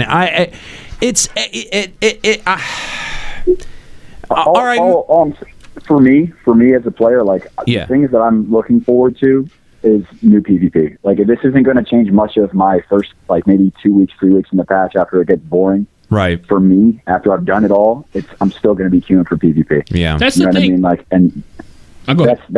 That's where I want content, man. That's where I want content. I want more. I want enriched. I want different. I want variations. That's what I want. Now, Joe, you've been spending some time with Elder Scrolls Online, and I'm not sure where you are with that, but one of the things that we were going to talk to you about today was the idea of having a zone that has open world PvP, much like it's the continent of Cyrodiil in Elder Scrolls Online. Is that right? Correct. Okay. Yes. Yeah. So, do you think a concept borrowed from Elder Scrolls Online like that? Do you think that would do well in Final Fantasy XIV, or do you think it would be problematic? I think it would be 100% exactly what a PvP community would be looking for in Final Fantasy XIV. Give us something to have fun with. Give us something that we can do whatever we want in. Because that's what we're locked right now. We're constricted by one piece of content, which is the meta, which is Seal Rock right now. Right. Outside of events like, Friday Night Fights, outside of stuff that PvP Reborn spends a lot of time trying to coordinate and trying to communicate with Aether Data Server. You know what I mean? It's outside of the community creating a new piece of content outside of what developers have created in it. What else do we have to play? And I imagine, and I think a lot of other people that play PvP imagine this scenario where we've got 1v1 duels. We've got a Coliseum like something. We could create a 4v4. We could create a 6v6. We could create an 8v8. We could create a 12v12, whatever we wanted. And we could go out and have fun. You could do it with a small group. You could do it with a larger group, 24v24, whatever that is. 1v1, give us something crazy. Yeah. You know what I mean? Why minion duels when we could have real duels? I do agree. I do agree with you, Joe, but I will say this, though. I think that Square Enix could probably hold that off until 3.2, only because Seal Rock has stayed so relevant and populated far more so than Frontlines did. But half the reason why Seal Rock is populated is because of esoterics. That's true. It's not true PvP when it comes to stuff like that. You're getting half people that are queuing in just running around being cowboys, kicking the dust. You mean being Kalos? Oh, God. Hey, he said that I'm not the worst because I'm not dying. You're not good either. You're right. You're right. You're actually saving points, which is good. Yeah. I like the idea of a winter grasp or Cyrodiil type area. Yeah. But the only thing about that is in say the World of Warcraft lore where the Alliance and the Horde are, eternally at odds with each other. You can't even speak to each other. An idea of a zone where you can literally just go to war with each other makes a lot of sense, as opposed to the FF worlds where we're all kind of on the same team. Let me pitch an idea. Sure. I mean, let me just pitch an idea for you, okay? And this is just head canon, sure. Just spitballing, okay? All right. Let's say with 4.0, right, the confrontation with the Garleans comes to a head, okay? And at that point, you can choose whether or not you want to join up with the Garleans or not. Oh my God. What? And that way you can because here's the thing is that to me, in my own personal view, the speeches that the Garleans give, They're not totally evil. They've got some good points. They make some compelling points that would change about. the Hang on, quest. hang on just a second. Hang on just a second. They make some compelling points about controlling a dangerous realm. Okay, so I think like what you're identifying that's missing from FF14 is the binary dynamic of Alliance v Horde. Right. Is or just the conflict amongst the player base. Exactly, and we have it's, that. No, built we don't. in with Grand Company. No, You could easily make it the same way, like with Seal Rock. How friendly. It's Grand Company versus Grand Company, Company. No. Hang on. Wait. No, Nika, wait. To be able to pull that off on a narrative scale, you would have to invent an actual hostile war between the three nations. And considering how much they're working together for the Dragon Song War, and for the very end of the 3.0 storyline is Emmerich reuniting with the three grand companies. Putting the three grand companies. Lore for Steel Rock is what? That there's all this information about Allegan whatsoever crap, and you're supposed to go and gather data and information, right? Just take that lore and make it the open world zone. No. It's like it's just zone. No. There's all of this information. That's still and you can just only PvP people who are not the same Grand Company as you. All right, Nika. No, I'm gonna Nika. If you keep talking over people, I'm gonna mute you. Two things. All right. Mute Nika, please. Two things. Question is this. Sorry, hold on, Joe. I'm sorry. I need to get these out. Two things. All right. The first thing is, if you're gonna go in and mess up the world so bad to where we can join the Garleans, fuck that. Put the damn grand companies at war. Make it a Garlean plot, okay? Terrorist attacks blamed on other people. That would be much more interesting if you were able to undo everything that Emmerich's put into it. That would be fucking epic, okay? Second of all, this is my fucking topic for next week. Stop fucking talking about it now. Okay. Back to the patch notes. Nika, okay. The point that I had a perfect opportunity to ask this exact question, and I did at PAX Prime. At PAX Prime, Koji's there. And Koji's the man because Koji spends time in his personal life. Like, he literally was on vacation in Seattle and was like, yo, I'm going to come out and be here. And then after the panel, he got a chance to come out and he answered everybody's hardcore questions about lore in the game, like whatever it was, like literally answered them all. And his job is amazing because he can just make it up and it's canon. But I'm serious. The question I asked him, I waited. Everybody's asking these really great in-depth questions, and I asked him straight up. I go, okay, what's up with the PvP lore and why does it matter? Because why can't we just be gladiators and then go out and fight each other for sport? You know what I mean? Why does it have to be from the game? Why does it have to be some type of grand conflict? How much fucking information is there on Steel Rock that we got to keep fighting for it? Yeah. You know what I mean? Like, why does it have to be such a grand thing? Why can't it just be simple and to the point of what we want? Like, there is in the storyline of Pugilist and Monk, and even in the Typhon, whatever it is, the Typhon freaking there's a Coliseum. There's a Coliseum in the freaking game. Yeah. Why can't we just play that? Right. No, I agree. Why does it have to be this freaking thing? Like, just give it to us. Like, I don't understand. I don't think it has to come. Like, his answer for me was, well, we have to come up with a reason why everybody would be battling and restricted. Exactly. And I say, why? I get a chance to talk to a lot of the community developers. Like, I'm Twitter messaging. I'm always talking back and forth because PvP is fucking huge, man. I'm like, why can't it just be free companies back and forth? How competitive would it be when it's my squad? These are my boys. These are the people that I run Coil with. Like, why can't we make a team of 8 and then fight somebody else, or a team of 24 and then go fight somebody else's free company for rep, dude? Like, why not? I just for my part, I always liked the concept that World of Warcraft had, where you had the concept of enemy territory, where you know there was just, if you were Alliance, there were Horde stuff. There was places in the Horde area you just don't get to see, and if you try to, you're going to get fucked. And unless you're high enough level. Yeah, and I love that idea, right?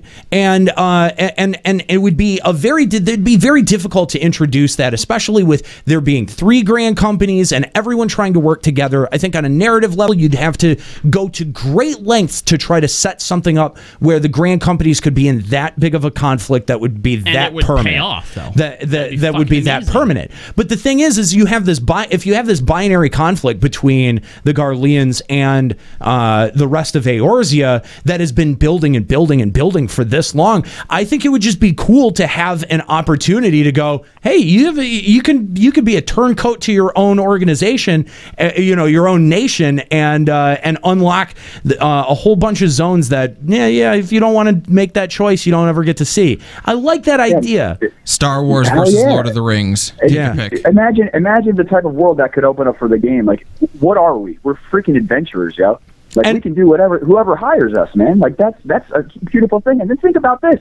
Think about freaking Garlean glamour, dude. Oh, exactly. Yes. Nero can finally be a judge. Exactly. Dude. But everybody would want to do that. But not just that. I mean, in terms of geography, we've only got really the Alamigo and the northwestern part of the continent left to go in terms of the Orzean continent, and then we're really pushing into Garlean territory. And I think that if once you establish the Garlean territory as someplace that you can go, then you have an option. You have the ability to create a binary option and really create a player versus player style conflict area that would be really, really interesting. And I mean, I know again, I'm just spitballing tinfoil hat. It probably would never happen, but I think that conflict is for me as a player inherently more interesting than just trying to say that, oh, well, things between the grand companies are heating up, but I can still teleport to Gridania's Aetheryte whenever I want to. You know what I mean? Like, put some real fucking stakes and teeth behind it. Of course they won't do it because they never do that, but that's what I would like to see. They can't even kill off a boring NPC. Right, yeah. Hey, I mean, how is anything like, I mean, the beautiful thing about this game is that, like, from the Western development standpoint, like, they're listening. Like, they are listening to the call of the players, and they are listening to somewhat of a community mindset, but that adds the other development, the other level of this whole thing is that what's the majority of this community talking about? You know what I mean? What is it? Cat girls. We're not going to see it. Not just that, but how to make penises on your front lawn of your house. Hey, that is a noble cause. I'm going to rope us back in towards the patch notes here. I want to call somebody out in the chat who's been bringing up a bunch of stink about everything we seem to be talking about. And this time, that person is FFVV0168. Was sputtering off that the thing about Hildebrand is that 2.5 was supposed to be the end. They didn't even start anything new for 3.0. It wasn't even in their mind to continue. Because, when he rockets off in the sky and it says Hildebrand will be back in Heaven's Ward, that obviously means that's he's the end. done. Yeah, Come on. Sorry, that was a title card, bro. Joe Never, thank you so much for calling us today. We really appreciate it. Hail to the king, baby. That's right. Thank you so much. The one and only Swagoon. Make sure that you follow him over at twitch.tv/Joe Never Fails. And we are always grateful to have him as a part of this program and to hear his perspective. And thanks for being available today. And sorry that we didn't get to that topic. We will. Clearly, I think that this is fertile ground for a topic. Yes, it is. And you almost ruined it on this episode, you dicks. I know. Yeah, but next week we're going to have a lot of patch stuff to talk about. So I don't know when we'll actually It's timeless, though. The topic that we're talking about, unless they introduce the actual content. Yeah, unless they talked about anytime. Exactly. All right, thank you so much, Joe. Yeah, we've still got more patch notes to get through, so let's keep so new sightseeing logs. New mounts can fly. It's possible to ride mounts other than the personal chocobo. Wait, hang on. Am I seeing this right? That the Magitech armor can now fly? Yeah. Why? Yeah, it's going to extend its things and have little wings that go. It can fly. Yeah, it can fly now. If you believe you can fly. Yeah. Could they fly in 6? No. It's not canon. Sorry, I reject this. Well, now hold on. There are Magitech armor that can fly in 6, but not these specifically. It is canon that Magitech can fly. They've added new hairstyles. They've added new emotes. Are any of these... That dance looks so cute. They've added 2 new poses, which is cool. I always like the poses. While sitting. While sitting. Oh, okay, whatever. Well, that's good for That's us. good. That is good. That actually is good for us. I'll take that. I will take that. Aethernet has finally been added to Idly Shire, and players may now ride mounts in Idly Shire but cannot fly. You excited for the dance, Nika? Yeah, it looks so cool. Like in the trailer, it was so, I don't know, it's very flowy. I love it. I'm excited. Okay. So you're getting pseudo dances though. We're getting that dance and the Vanu dance. Can I actually want to praise Square Enix for something. Destiny had recently introduced new dance emotes for around the Halloween season, and it was, of course, predictably Michael Jackson's Thriller. And I just want to thank Square Enix for not being that hacky and predictable and bad with their, I mean, just like, come on, who gives a fuck about that for Destiny?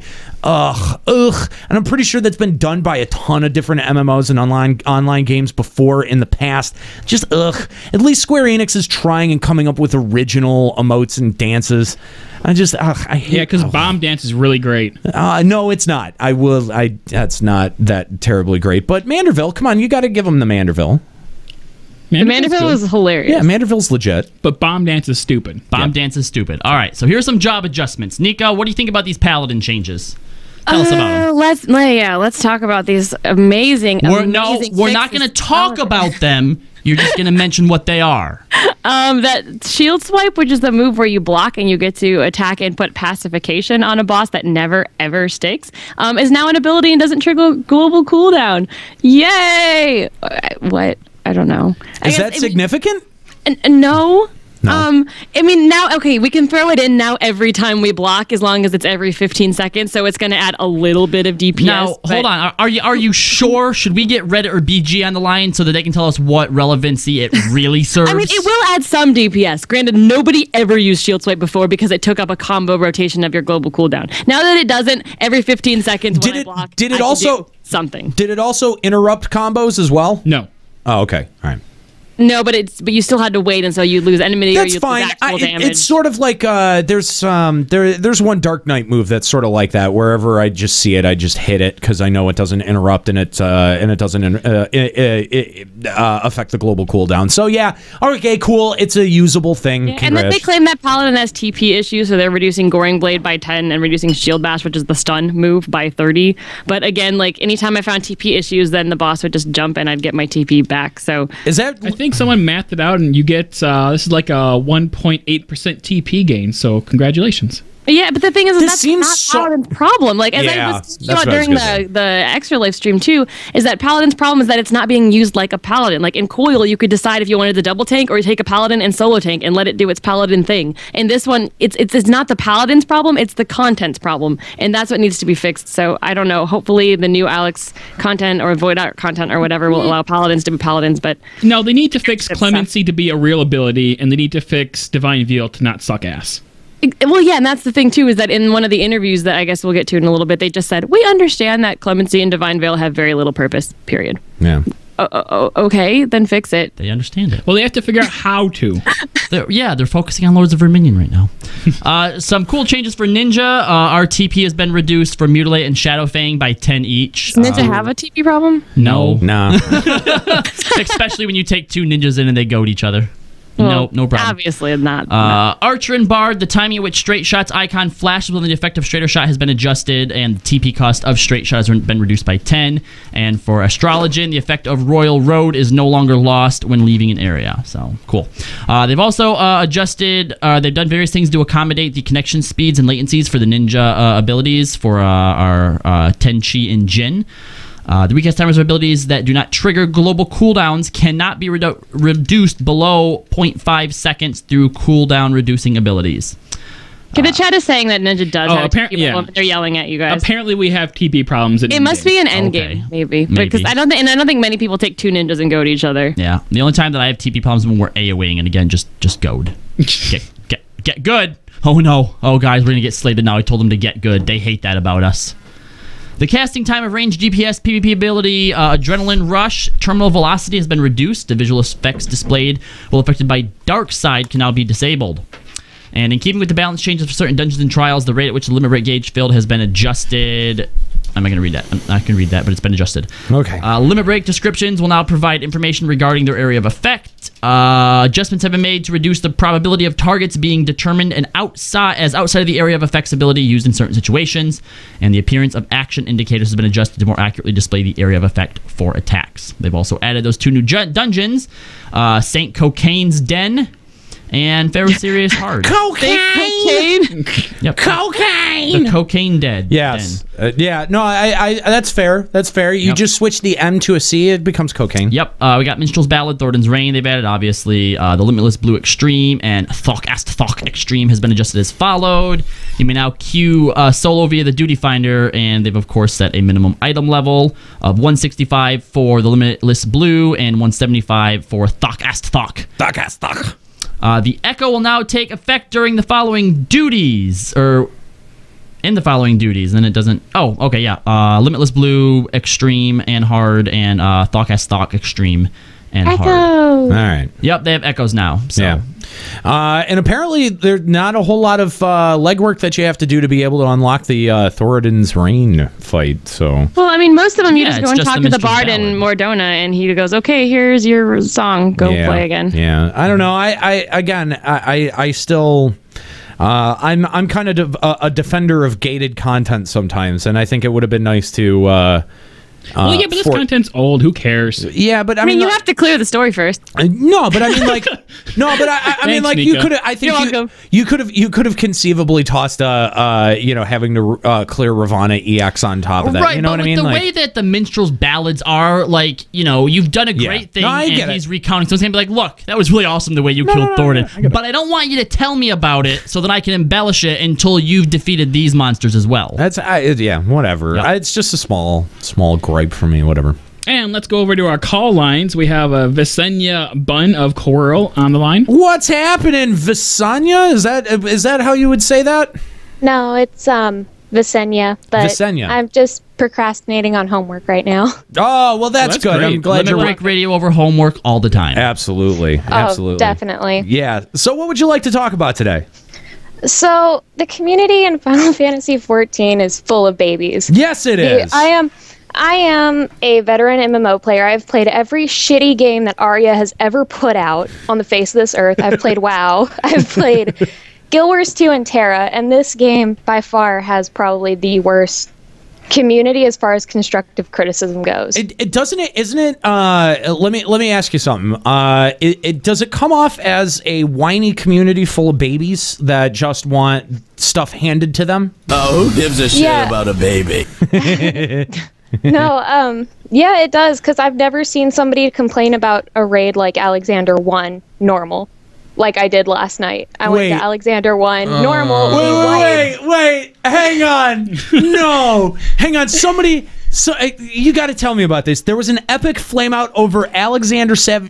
She came on our normal show. 1. She came on our show to tell you about it, but she's not going to say the whole story. It was nice having you on. I got it. I got to hear this. No, I'm joking, of course. We the DPS wasn't killing the alarms under the missiles, so we kept wiping. So I was like, okay, I'll just tell you what we need to do. I don't want to do that. It's too hard. Why is Final Fantasy so hard? Fuck yourself. It sounds like a healer. Are you serious? Healers need to get good. Wait, they just said they didn't want to kill the monsters under the missiles? This was coming from... They said? Okay, yeah, now it's too hard. Now, while that person needs to get good and is a baby, was there not another DPS that could have picked up his slack? Because I know I've solo killed both of them before. No. It was 3 DPS who were saying this because they were all feuding each other. I'm not trying to call you a liar. I definitely wouldn't. But you're a liar. But holy shit, if that's true. Holy shit, I can't even. That's not acceptable in any form or fashion. If I had been privy to that, if I had been the tank for that run, I would have lost my fucking mind. Oh no, I left. I straight up abandoned after. Are you sure they weren't trolling? No. Yeah, I'm sure, because they were also putting out like 400 DPS on a summon. So I'm like, you need to get good. Just get good, please. Oh, so they were leaving it up to 1 DPS to take 4 alarms and make sure that they get killed in the right spot. I mean, and Yeah, honestly, and that. Oh, I understand if people actually have a hard time and they're saying, I'm really, really trying, but it's really hard. But for people that actually sit there and say, this is too hard, why is this game too hard? Like, there's a very big difference between not being able to, but trying your best, and literally just saying, this game's too hard, why is it hard? No. I don't want to do that. Why? That's stupid. I shouldn't have to do that playing a Final Fantasy game. What the fuck is that? Okay, now hold on. To be fair, there were healers that could have done this job for them. Oh no, I tried. I play Astrologan, so I was sitting there trying to get the alarms, but the other healer was all out of mana because all the DPS were running around like chickens with their heads cut off. And our paladin was in sword oath for the entire fight. And I was just like, well, no, the paladin should be able to be in sword oath, but not if everyone else can't do anything. What? Not when you're like 170. What a horror story. Yeah, okay. You can't live through that. What a horror story. That's crazy. Sounds like a tank job to me. You guys are ignoring one of the biggest festering suck piles of negativity and degeneration in this community that really goes to prove our caller's point today. Those limit break radio assholes. Oh yeah. Fuck those guys. I know, right? Not only that, but I've had DPS who have tried out for statics, and I'm like, okay, well, you need to figure this out, because your DPS isn't where it should be. And they'll go, well, just because I play differently than you.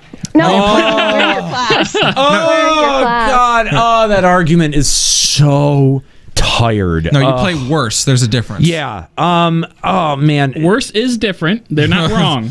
I think people just love to search for excuses for their own, and when you criticize someone, they can never really just take it to heart and go, okay, yeah, maybe you're right. You know what I mean? They always got to put up some kind of defense. And I mean, it's different. I think it's different. People come after this show all the time and level criticism at us, and we respond to it. I don't think in a defensive manner, but we respond to it because we have a clear vision of what we're doing, and we're not putting up numbers. We're not putting up DPS numbers. We don't have a rotation. We're a radio show, and so we take criticism and we honestly love it. And people go, yeah, but you don't do anything about it. Well, yeah, because it's fine that you have an opinion what you think the show should be, but this is pure analytical fact. These are numbers that you can't change. It's not an opinion about how you play or how you do your rotation. I mean, it's a cold hard fact. And if somebody's telling you to get better, it shouldn't be like, oh well, fuck you. The conversation should be like, all right, where'd I fuck up? How'd I get here? You know what I mean? That's a much more honest way to approach it. And if somebody has legitimate criticism for us or this show or the way that we play, I think we're usually generally pretty open to it. I think we take it, and we consider it at least somewhat seriously before we either dismiss you or make fun of you on the show. So it's the same extension to the game and the way that people receive feedback and criticism on the game. A lot of people just want to go for that automatic defensive thing, and you know what? I don't think that does you any fucking favors in a situation like this. So anyway, thank you so much for your call and for sharing your horror story. That was wow, what a nightmare that was. Many more. Yeah, everyone's got a story like that. But I mean, God, to have 3 DPS at one time just go, nah, I don't want to do that. God, I'm sorry. But it's I didn't even know before Final Fantasy XIV that players like that even existed. Because I did play WoW, but I played on a vanilla private server, so everybody there was pretty good at the game. Yeah, they knew what they were up for. They knew what they were signing up for, yeah. And I don't know if any of you played Terra, but there was, before the expansion or whatever you'll call it, but there was a dungeon called Manaya's Core Hard Mode. And you had to be really good in order to beat it, and you could get paid a lot of money for carrying people through that because it dropped a rare item that you couldn't trade. So it was gave you the biggest boob sites in the game. No, it helped you get pretty much the equivalent of a relic weapon in this game. Okay, all right, fair enough. So, I mean, we practiced so hard, and we understood that whenever we told each other, you're not playing your class right now, and you need to be able to dodge this. This is how many invincibility frames you have and stuff like that. Look up a guide. we did it. We didn't complain. Yeah. Nobody complained. So but if you're going to go into AS1 or Ravana Extreme and say, oh, just because I'm putting out 400 DPS doesn't mean I'm bad as a summoner. Yes, it does. Empirically, yes, that does. Yes. If you're over 50, you should be doing more than that. Absolutely. Well, guys, they can do more than that, but that's not the way they play. Do your play it as a job. pet class. It really DPS only.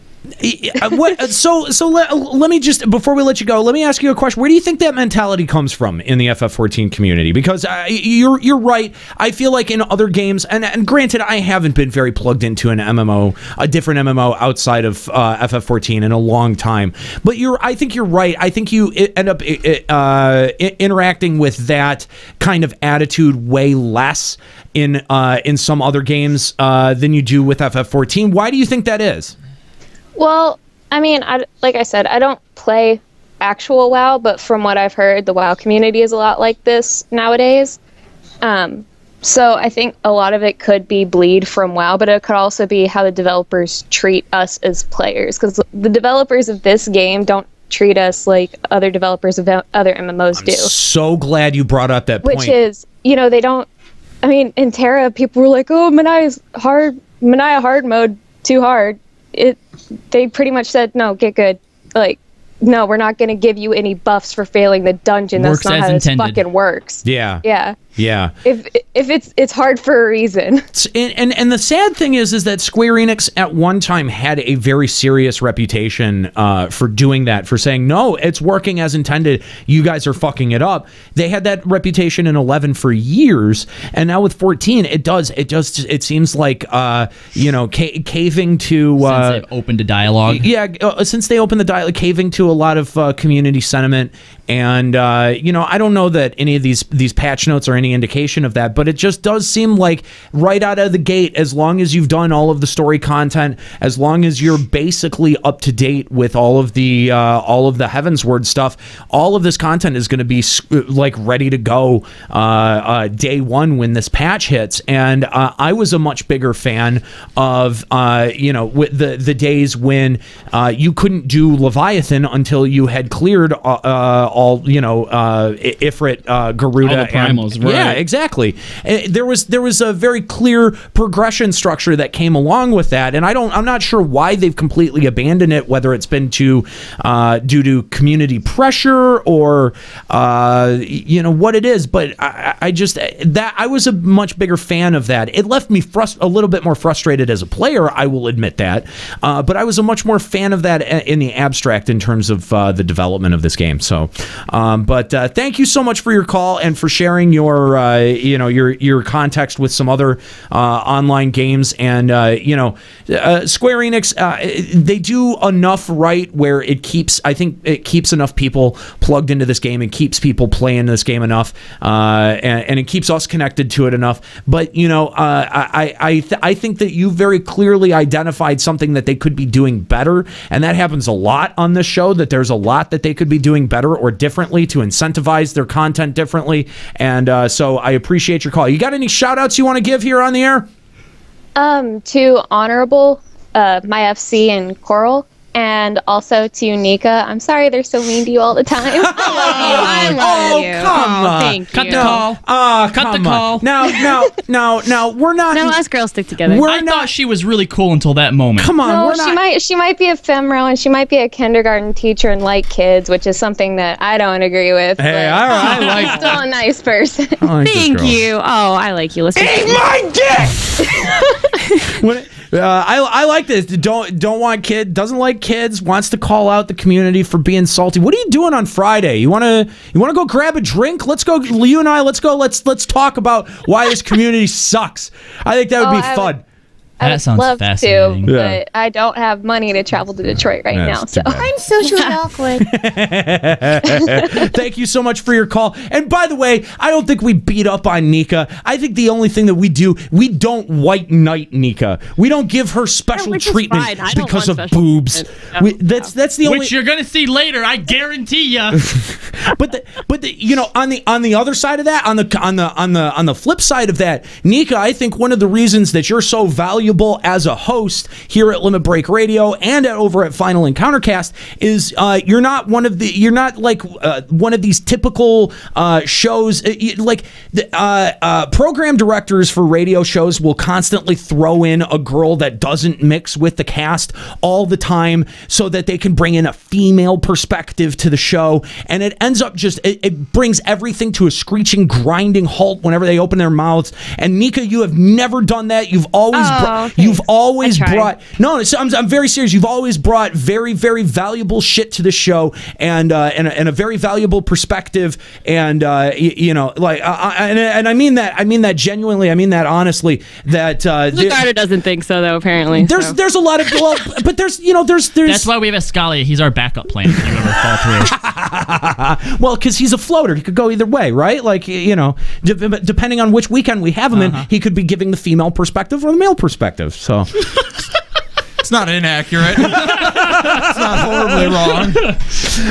But no, seriously, the reason that we've never brought you on the show, Nika, to bring a female perspective to Limit Break Radio. You've always stood on your own and brought your own valuable content to the table. Go touch his dick. Except for during the news drop. Yeah, I didn't do it. I didn't mess it up this time. You did. I'll give you credit there. All right, so still got more patch notes to work through here. Patch notes. Back to the patch notes. Void Ark is coming, guys. Hey! And it's going to be just like every other Crystal Tower raid that we had. So, but it looks like aliens. It does. It looks like aliens. It's going to be World of Darkness level, and to be fair, I thought World of Darkness had some interesting mechanics. That's fine. Yep. But the thing is, my criticism, and I think our criticism on the show, is that 24-man raids should be much more interesting than they are. They should have much more interesting mechanics than they do, and they feel like they're toned down. They're only toned down because there's the possibility of getting between 4 and 6 dicks in an alliance together, and they can fuck everything up. But I would love to see the devs challenge the player base a little bit more on a bigger party level. I'm actually fine with the difficulty of these raids because, like you said, it's already so easy to mess it up for people as is, like on purpose. No, people need to be carried through this a little bit. What I think they need is they need to curb the whole problem where if you're trying to get a specific piece of gear, you could end up going in 40 fucking times and never seeing it. Yeah. And also, ways to vote kick entire parties. Yep. Actually, that's not a bad suggestion right there, because sometimes it is an entire pre-made that wants to fuck everything up. You're right. You're not wrong. You mean the LBR reset day? Yeah, that's the one that I'm talking about. Those jackals. Yeah. Wind Up, Onion Knight, and the Puff of Darkness will now automatically fall in Circus Tower and World of Darkness in the chest. Okay. But good luck getting your Onion Knight card. The following items now also will automatically appear in the Cloud of Darkness chest. That's the Encrypted Tomestone, the Carbon Coat, and Carbon Twine. Restriction on rewards in Alexander Gordiaz has been removed. It does not apply to Savage. And here we go. Here's the meat and potatoes of this of the patch notes. The bread and butter, if you will. The scrotum in the sack. Exploratory missions have been added, as well as the Diadem, a.k.a. Skynamis, a name of my creation. A new group of islands for airship exploration. I'm sorry, do you have a problem, Escalia? Stealing my name. No, I'm Kalo. You're Escalia. Like, how? What? That doesn't even make sense. Right? I think Escalia is trying to rewrite history here. Yeah. Escalia, you've been sitting over there silent this whole time, then suddenly you have like a Tourette's episode. You need to take a minute. You doing okay over there, buddy? Eat a dick. Oh, God. Exploratory missions now allow individual adventurers and free companies to journey to faraway locations. He's easily as bothered by you claiming credit for that as Ane was by Limit Break Radio claiming credit for the Reddit filter. The filters, yeah. All right, you know what? That sound over here, that's my heartbreaking. Don't appreciate that comparison. Yeah, but it's also true. Yeah, it's accurate. Yeah, so. All right, so entry-level requirement, obviously, level 60. Average item level 179 and above. Entering via workshops, 2 to 24. That's 3 parties of 8s. And entering via Ishgard's airship landing, 1 to 8. And you have 90 minutes. You have to have completed the main scenario quest, Heaven's Ward, to come in here. All right, so that was the entry requirements. If you are going to undertake without a free company, you have to go speak to an NPC named Orvale in the Pillars at 1410. It says players can now explore the diadem for hidden treasure coffers by slaying creatures and gathering rare items. While exploring Skynamis, players will find unique pieces of gear whose appearance and parameters are random. Up to 9 parties, that's 72 players, can explore in a single instance. For participation, again, you must access them via a free company workshop with an airship or via the airship landing in Ishgard. Free company exploratory missions. While undertaking these missions in a free company airship, players must form a party of at least 2 people. Players can also form an alliance of up to 24 players. There are no role requirements for entering Skynamis as an alliance. Each party or alliance member must have a tank of mission ceruleum. Oh, okay, sorry. Yeah, a tank of ceruleum in their possession, which can be purchased in exchange for company credits. 1 tank is required for each mission. Ishgard exploratory missions, you talk to the person, you can do them solo or in a party of up to 8 people, and each player must have a ceruleum voucher in their possession, which can be purchased from the NPC. What's the NPC? What's his name? Wakonian? There's a J in there. Yeah, well, I'm pretty sure it's like Joaquim, except Wakwani? Jaquani. For Gil. Jaquan, that's his name. We're just gonna call him Jaquan. That's his rap name. I'm just gonna call it now. We're just gonna call him Jaquan. That's it. 1 voucher is required for each mission. There are no role requirements when entering as a full party. However, parties with less than 8 players must adhere to the standard composition of 2 That's so cool. tanks, 2 That's so healers, cool of Jaquan to do for us. I gotta say, that's very nice of him. It's nice finally having an event where there are no role requirements, though.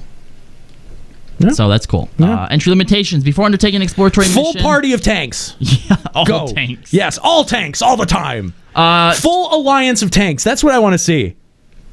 Let's do it. I'll do it. Let's do it. Let's do a full diadem of nothing but tanks. Because why not? I want to see... come on. You're going to remove role requirements? Let's have some fun with it. Yeah, I'll do it. All right. Nika and Nero going in... They're 2 tanks. We're gonna duo tank. All right. Nika's not a warrior though, so she'll have to sit on the Oh, sidelines. I have warrior too. I can play warrior. It's cute. I'm down with It's that. cute that you think you have one. All right, so you can only go in. I've done A1 Savage as a warrior. Have you? God, this is what a Nero must feel like all the time. Triggered. Oh God. Are we done? No. Are we done triggering a Nero or Nika? Me? Yeah. I'm not triggered. You sounded triggered. I'm sorry. Yeah, no. That I don't know that you can claim that one. I didn't swear, so. Oh, if she doesn't swear. Oh, if she doesn't she swear, didn't that's the swear difference. or threaten to ban anybody in the Ventrilo, so she's not triggered. Ventrilo. Last night when I was making fun of your precious little Caden. Oh God, no, we won't go there. Yeah, exactly. At least 2 hours must have elapsed since last entering Skynamis, and this timer is shared between all difficulty levels. When undertaking exploratory missions via free company workshop or with a full party via Ishgard, parties may set loot rules to normal, greed only, or loot master. While undertaking them via Ishgard with less than 8 players, it is automatically set to greed only. There are 3 levels of difficulty for these missions. Players can select their desired difficulty prior to undertaking a mission. The strength of enemies and rewards obtained will vary based on this setting. Please note that in order to select the hardest difficulty, you must first chart a route by deploying your airship on an exploratory voyage to specific islands. It's good. Yeah, that's sort of exactly what we thought it was going to end up being. Wonder though, if three parties all join in the same instance and they all chart their boat to the same island, are you all stuck there competing, or can you change your route and go to a different island if there's already someone there? I think that that is a good question, and I think You're that depends. Stuck. Well, I think that depends on how the zone is broken up. To be honest with you, because they said that part of doing this is that you're going to have to collect aether currents to be able to fly. So you're going to need to be able to do that on every single course that is charted, right? So no matter what the course you chart, you're still going to be able to fly between the different islands. Now, the only question is how is the zone broken up? Because if the zone can only hold 72 total people, and then there's also subdivisions of the zone, like maybe a northwest area, south, whatever it is, if there's any divisions in the zone at all, I think that's going to impact how many people and what kind of competition you're going to be experiencing when you get in there. And I wonder how big each island is. Like if the island is big enough to have more than one NM on it, Well, they've made it sound like the zones are massive. Well, the zones, like each individual island, like could have 2 or 3 NMs on it, so then it won't matter. Which would be if there's 2 people on the same island. Which would be fantastic. And yeah, so all right, let's continue on. Let's keep reading. After entering Skynamis, players can freely change between classes and jobs in out of combat. Rewards, treasure coffers. Players may sometimes find gear inside treasure coffers after defeating enemies. This gear is unique in that its appearance and parameters are assigned at random. It said only treasure coffers discovered by your party will appear on the field, obviously. In the event there are 8 unopened treasure coffers on the field and a 9th is discovered, the first treasure coffer will disappear. You kill stuff that fast that you can have that many chests? Maybe. Or if you're just not opening them. Yeah. Well, I mean, they stick around for a while, even when you've opened. Yeah. Abyssia. I mean, that's a good point of reference for something like that. Yep. If contents of the 8th treasure coffer are in the loot list and a 9th coffer is discovered, the contents of that first treasure chest will be distributed automatically. Oh my god, we are going back to 11. Just make sure that you're lotting your shit. Brass Sky Pirate spoils. Unwanted gear obtained from treasure coffers can be exchanged for brass Sky Pirate spoils by speaking with spoils trader in the pillars. These brass Sky Pirate spoils can be then be used to purchase goods from the spoils collectors. Disciples it's another form of points. Yep, another currency. More currency. Yeah. Disciples of the land can gather and steal Sky Pirate spoils in Skynamis. These can be redeemed for a variety of goods by speaking with the spoils collector. By completing a certain number of objectives listed for a given mission, players will receive other rewards, including Allegan tombstones. Something about that image that they put up, it looks like it's basically a blue screen error with a little bit of yellow at the top. It's the sky. Shut up, Juxta. No, I'm serious. It's the sky. It's like it's the sky. They it's made like it the in MS finder. Paint. What? It's blue. It's just blue. No, I don't know. Anyway, flying mounts. You have to attune to Aether turbulences found inside Skynamis in order for players to fly, and you must attune to them again should you return. Enemies will have an icon next to their name to indicate their relative strength level. As you explore the Skynamis, you may encounter constructs with various effects. Proper use of these constructs is essential to a successful mission. That's interesting. That is interesting. And that also does seem like something that's ripped right out of 11. Fulfilling conditional requirements to be able to get some kind of performance boost or time enhancement. I think these are literally just like going up and like hitting something and being like, there, now you have magic boost or something. It's something like that. Sounds like Savage. But it is very much... Or Salvage. But it is very like Square Enix-y in terms of like a big event like this, and it is entirely different. It's very much a break from what they do with raids, which has nothing like this, and that's nothing. I'm sorry, I'm mush-mouthing everything today. Because you're drunk. I'm like halfway. Yeah, buzzed. You know, I'm just pissed you haven't offered us any. I have beer, but I'm out of cider. Would you guys want beer? What kind of beer? Fat Tire. No. It's like a Belgian wheat. Fat Tire. No. Fat Tire. No, I'm driving. Okay. Are we, Anika? Would you like a fat tire? Would you like a Nero's fat tire in your mouth? No. That's the proper answer. Yes. Within Skynamis are small settlements with merchants who will offer services such as repair, exchange of unwanted gear for spoils, sale of good for spoils, and weather forecasts for the islands of the Skynamis. Okay.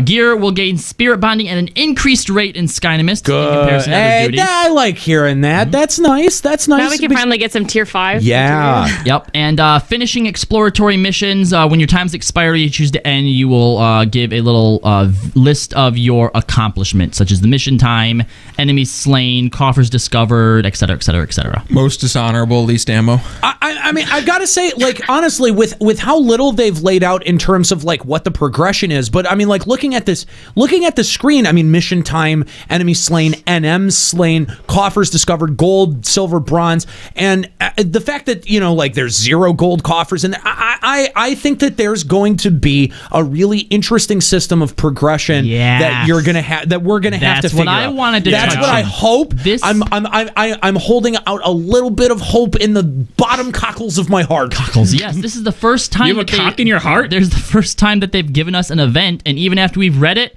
We still know nothing about it. Still don't know that much about it, and more than that, excited for it. Yeah. This We get is to like figure this shit out. Oh man, I really like back in the day. Okay, back in the 11 days when Back in his day. Here we go with old Grandpappy Nero. Somewhere Mr. Happy is rolling his eyes right now. Yeah, exactly. Tell us about back in the day, Grandpappy. When gather around, children.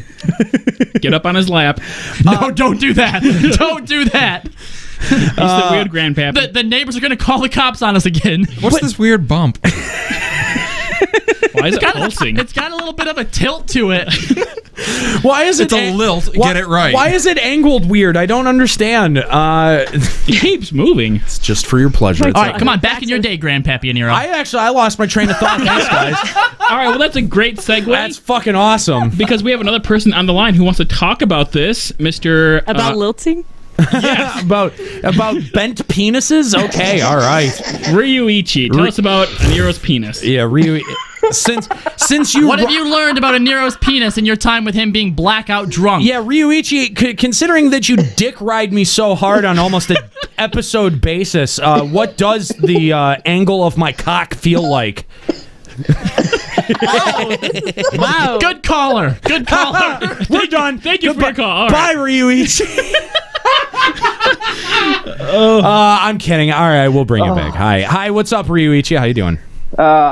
Tired as fuck. Yeah, thanks for participating. Ryuichi was extra lifing with Exactly, yes. I was about to thank him. Thank you for participating as a part of Team Limit Break Radio for Extra Life. You did your part, even though you don't have a shaved head this morning and you are still the same race as you were last night. We do appreciate you participating in Extra Life. I did get notifications you got 2 donations today. Hey, look at that. My father gave me a donation. My best friend Fish gave me a donation. There you go. Good. And may I make a public announcement? I didn't finish my 24-hour stream, so this Wednesday on Veterans Day, I'm going to finish up as much as I can. Jesus, and did you even by try? the end of the month, if I reach a $100 goal, I'll shave my head. Oh, too bad, Ryuichi. We seem to lost the call there. I don't know what happened. Issue with Skype? I'm not sure. It's crazy. I don't know what happened. I'm kidding. A lot of static. No, look, Ryuichi, you tried to pass this off so many times last night, and It was sad, hey, man. I'm can sorry. let me ask you a question, Ryuichi. Hey, did you also happen to do a Titan EX where you were tanking and had top DPS? Because I'm pretty sure that you didn't tell that story like 7 different times on the fucking stream last night, man. That was a story that's out of this world. That was the first time I heard it. Wait, I don't even remember hearing it. Oh, fuck! Nika, get the fuck out of here! I think I was in the zone with my game. No, man. don't even engage that. I won't make I'm not asking about it. I'm not asking Ryuichi, if you answer this if you tell this story, I am seriously going to drop you from this show. I'm not. We will issue a Ryuichi moratorium. I'm not going to. No. Okay. All right. So you're going to be streaming on Veterans Day. You are a veteran, and so going to be streaming. So yeah, if you hit, if somebody if one person gives $100, or if you get to $100, you'll shave your head. Yes, and if I get $300, which is it? That's a question. It was a question. Which is it? Is it one person has to give it, or that you get to $100 overall? No, overall $100. Okay. All right. Continue. Is that it? No, and if I meet my goal, I'll even wax my body head to toe. We talked about that on the Ventral. That's intense. Yeah. Only if you. I think the only way that you'd really get people interested in that is if you videotape the waxing. I'll even do that. And nobody wants to see that. But then you'll have to put it up on like X videos or RedTube or something like that. Dude, then you're gonna have Samus Rage Boner all over you. Like, quit stealing my bit. Yeah, Nikki7 in the chat says even the taint, and I would actually stipulate that it would have to be especially the taint. Like you would have to. That's the highlight reel. Yeah, exactly. Yeah. I mean, it's gonna take some time to wax your entire body. Dramatic zoom and panning. Exactly. Yeah, you got to get really deep in there. Get the panoramic angle going. The anal angle. You know what? That's part of it too. That's where you put the selfie stick up in your ass and just hold it there. We call that Nascalia. Let's get back to the game. We have some more stuff. That's yeah. Guys, we're making Nika uncomfortable. I think this podcast is just quickly turning into something I didn't sign up for. Okay, well, but seriously, a guys, thought we've all had at one time or another. Seriously, guys, we have Ryuichi, and he's a great guy. We've been with him a lot of times. Yeah. I've got about 1,000 memories of your dumb little ass, and about 6 of them are pleasant. Oh, good setup to that drive. Anyway, all right, Ryuichi, we gave you your plug for Extra Life, and so if Veterans Day rolls around and you'd like to try to get this dork to shave his head on stream and wax his body if you want, you know what? I don't. It's interesting. I think we may try to take that challenge on and maybe outdo you. We may try to show you how stretch goals really work. Yeah, we're gonna show you how it's done. It's okay. We'll figure it out. We haven't figured it out quite yet, but we're gonna show you how it's done. So you go ahead and honestly, it's for Extra Life. I mean, if you give Ryuichi some money, it all goes to a good cause, and you can see him shave his head on the stream. But I think that we could probably at Limit Break Radio outdo that bit. So we'll probably try. Thanks for the call, Ryuichi. You get one shout out and only one, and then we're gonna you're gone. So who's your one shout out? Make it good. Fail. Done. No shout out. Sorry. So guys, hey, experience points being added to the Dusk Visual, Somal, the Area, the Vault, and the Great Google Library. No, that's increased. Oh, those are That already has increased. XP. Sorry, yeah, those are increased. That's Now- fair. That's good news. They don't give enough XP already. and they've now added it to all of the other shit that doesn't have it. The level 50 dungeons. Yep. Number of PvP experience points earned from Frontlines has been increased. First place now gains 600, second place 450, and third place 300. I'm all for this. This is great. I think that's fantastic. I mean, they didn't give any away. You know, they're not like subtracting any that you get out of. But that's great to really incentivize trying to win. Joe called up earlier and said that there's a real problem with people who are just queuing for the esoterics and not even trying. They're being super cowboys or whatever. This is, I think, a great incentive to get people to try, because 200 more fucking huge. Yeah, that's huge. That's awesome. So great. To accommodate the difference in player gear and overall I wonder whose alert that might have been. Did someone not silence their phone? Wait. Was that? I heard the Metal Gear song. I heard a Metal Gear. I did that. I think you owe Kooky an apology. Bummer. I'm sorry. That was from a Nero. Yeah. There you go. That's the only version of an apology that you'll get on this fucking show. Play that again. I'm sorry. Yeah. Okay. To accommodate the difference in player gear and overall dungeon difficulty, item level sync has been added to the following duties. The Great Gabul Library, item level 150. Pets will no longer enter combat when receiving damage from environmental hazards and certain duties. Certain enfeebling effects can now be applied to certain objects in certain duties. They're so vague. Dungeons and Trials added in patch 3.1 have been added to the Duty Finder. Duty Roulette High Level has been removed or renamed to Duty Roulette Level 50 Dungeons, and Duty Roulette Level 60 Dungeons had been added to the Duty Finder and will include the following dungeons: Never Reap and Fractal. Yay! Wait, what? They've added Never Reap and Fractal to level 60 What dungeon that means is Expert is always going to be just the new dungeons, and then once the new dungeons come out, these ones from Expert will move to the level 60 So we've gone from doing only 2 dungeons in Expert to doing only 2 dungeons in Expert. Damn it! But then when the next 2 dungeons in Expert come out, then level 60 will have 4 dungeons. The only way that this might be all right is if you get the bonus for the level 60 roulette and the level. This is extra roulette. I'm sorry. This you get is 2 bonuses. Okay, all right, maybe. So what? They're adding a whole new roulette category? Yes. Okay, all right, fine. I guess that's fine. I really don't like the binary between. It's like one or the other. And usually you hate one. Oh yeah, absolutely. It's Never Reap. Absolutely. Why are we even asking? It's Never Reap. Well, it's not horrible. It's just the only one to ever get. I think it's and I think in 3.1 it's going to be Pharaoh serious. Like everyone's going to go, I don't know, man. But that's the problem, Manero. Wait, hang on. No. What would have been better? I understand. I totally understand your guys' point, saying that having another roulette thrown in there and having another bonus from that roulette is a good thing. And I do agree with that. I would prefer to have 4 things, honestly. That was going to be my question, is what's better or worse? Having 4 different dungeons that when you queue for an expert roulette that you're going to get thrown into, or having the extra roulette that you can queue into? I think it would be having the 4. I'm with you, That's what Colin. I wanted, but then it makes sense right now in the in-between patch, but in the next patch, when the eye level rises, they want to keep the expert dungeons as the ones with the highest eye level. So I think that's why they're doing them. But it's always going to be binary. It's always going to be one of 2. You know what I mean? Like, and that's the thing that sucks.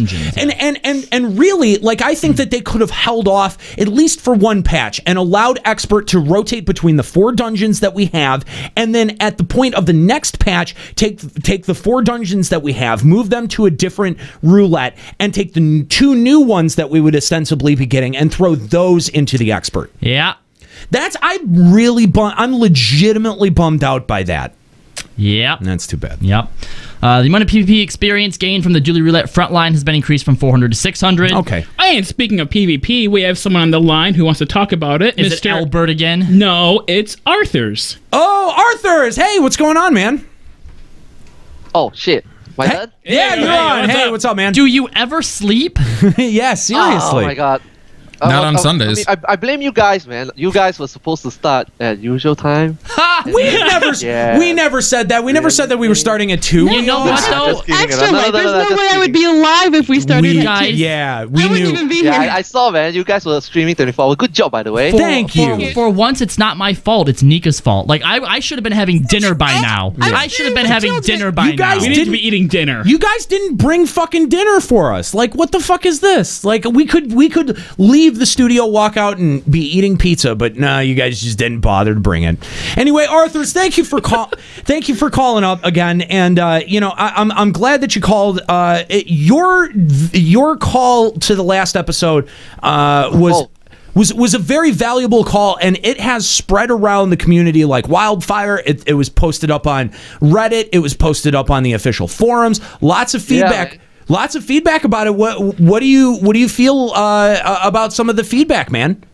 Oh shit! That's actually the last point I wanna. Okay, that's fine. We'll get to it. Okay, where do you want to start?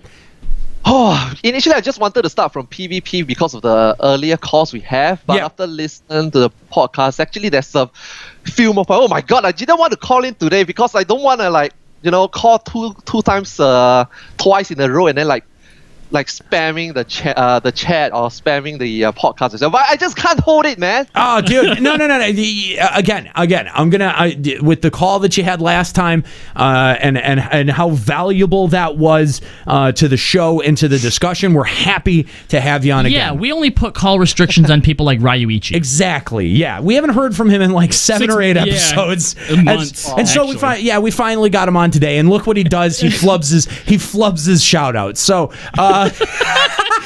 Obviously, he needs 9 weeks to prepare for his next call. We're kidding, Ryuichi. We're kidding, man. Okay, here we go, man. Okay. Let's get into it. PvP, man. Yeah, let's go, Arthars. Okay, no. First thing first. You guys were talking about ninja TP. No issues, dude. No way, man. Get good, Arthars. Unless you have like best in slot, reducing all the skill speed that Square Enix throws at us. Pretty much we run TP out so fast that we have to like beg for Bart to sing us Payon, and then in order to let Bart sing us Payon, we actually have to like literally stop giving them gold, Yeah. I mean, you guys know what gold is, right? Yeah. It's that thing giving them gold. It's that thing you give to the white mages. Yeah. So they can sprint more. And then they can sing us the song, So for Bart, for ninjas out there, please, this is just a side note. Please don't give your Bart gold. Let them sing Payon. Yeah. Okay. But after the fix, we get additional TP adjustment, which we really need it. So hopefully it should make us better, just like Paladin. Paladin had TP issues as well, but I'm not sure why Square Enix only did one stupid shoe swipe thing on Paladin. Not sure it will really help it, but. It does seem like for the best, man. I'm totally on board with that, and Nika, back me up if you think I'm if you think I'm onto something. But I really do feel like if they were gonna, do TP adjustments for Paladin, that like shield swipe is quite possibly the oddest place to be putting something like that, and that it would it's something that would have been greater served at any point in the rotation that Paladin usually has. I mean, it was. Well, they reduced Goring Blade. I mean, that is something. Yeah, but it just seems once every 24 seconds. That's so small, though. It's such a small change, such a small concession. I just don't know. It doesn't get the job done to me. So. Okay, real quick. Point two is really fast. Fuck lot of Verminion. All right. Period. Okay. Now turn 3. All right. Yeah, that's what's up.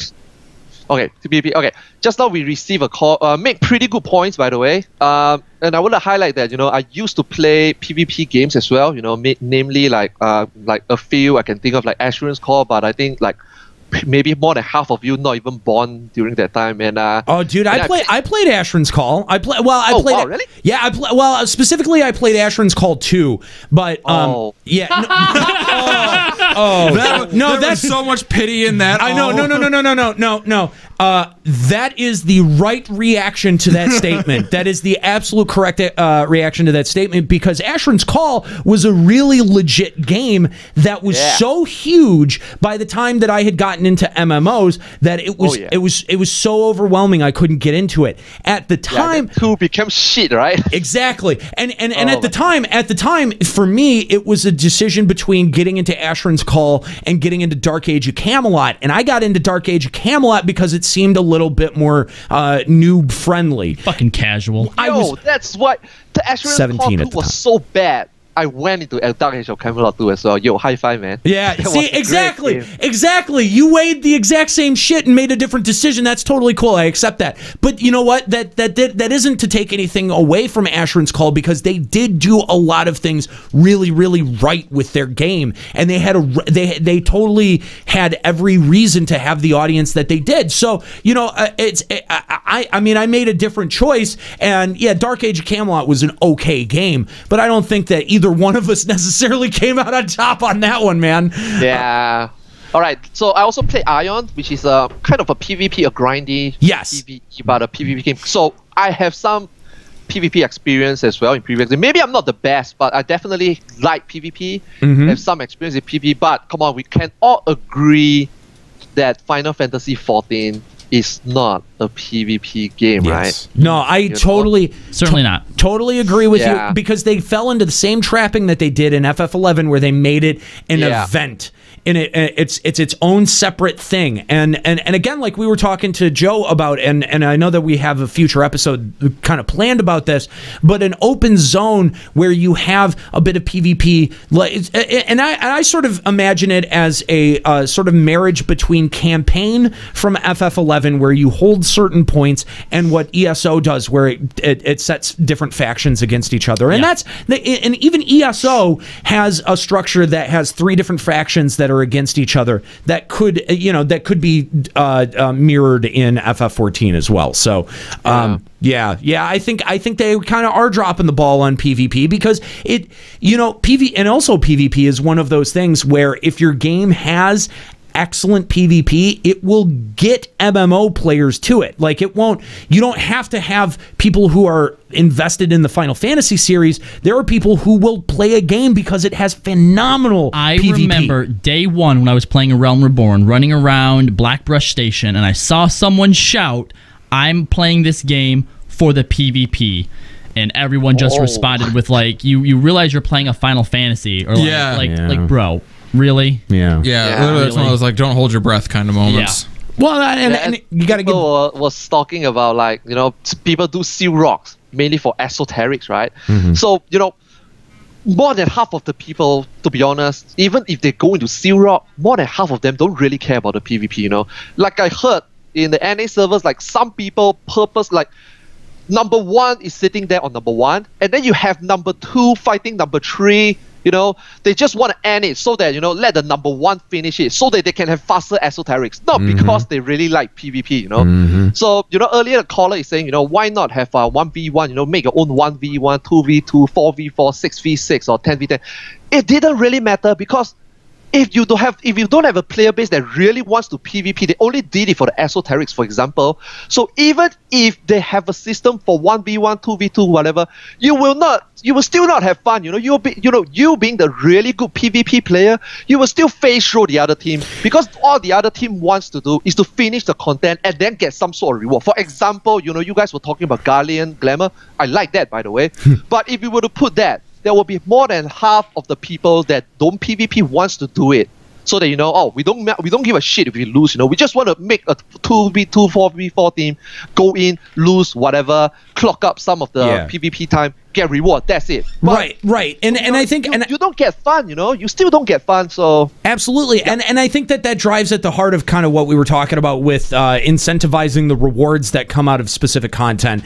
And you're right that more people are plugged into PvP and Seal Rock right now because of the poetics. And if that's really the only driving factor, as soon as something puts out more poetics, people are going to vacate from Seal Rock and vacate from queuing for a Frontlines roulette and move on to whatever that thing that gives more tomes is. And I'm totally with you on that one. But I do think that having it be a good output of poetics at the moment has gotten more people into PvP than Frontlines ever did. Because you mean ESO or poetics? Sorry, ESO. ESO, yeah. Yeah. I think more people are interested in PvP in a way that they necessarily weren't when Frontlines was the main thing to do, because you weren't getting as many tomes out of that as you are with something like Seal Rock and with something like the PvP roulette.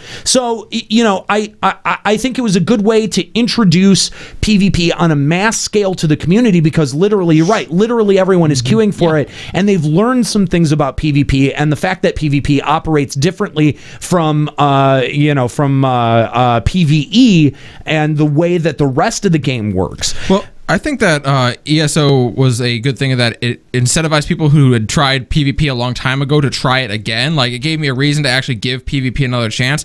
My first experience with PvP was the very first one they had was at Wolf's Den. Yeah. And my experience there was enter, game starts, I get stunned and die.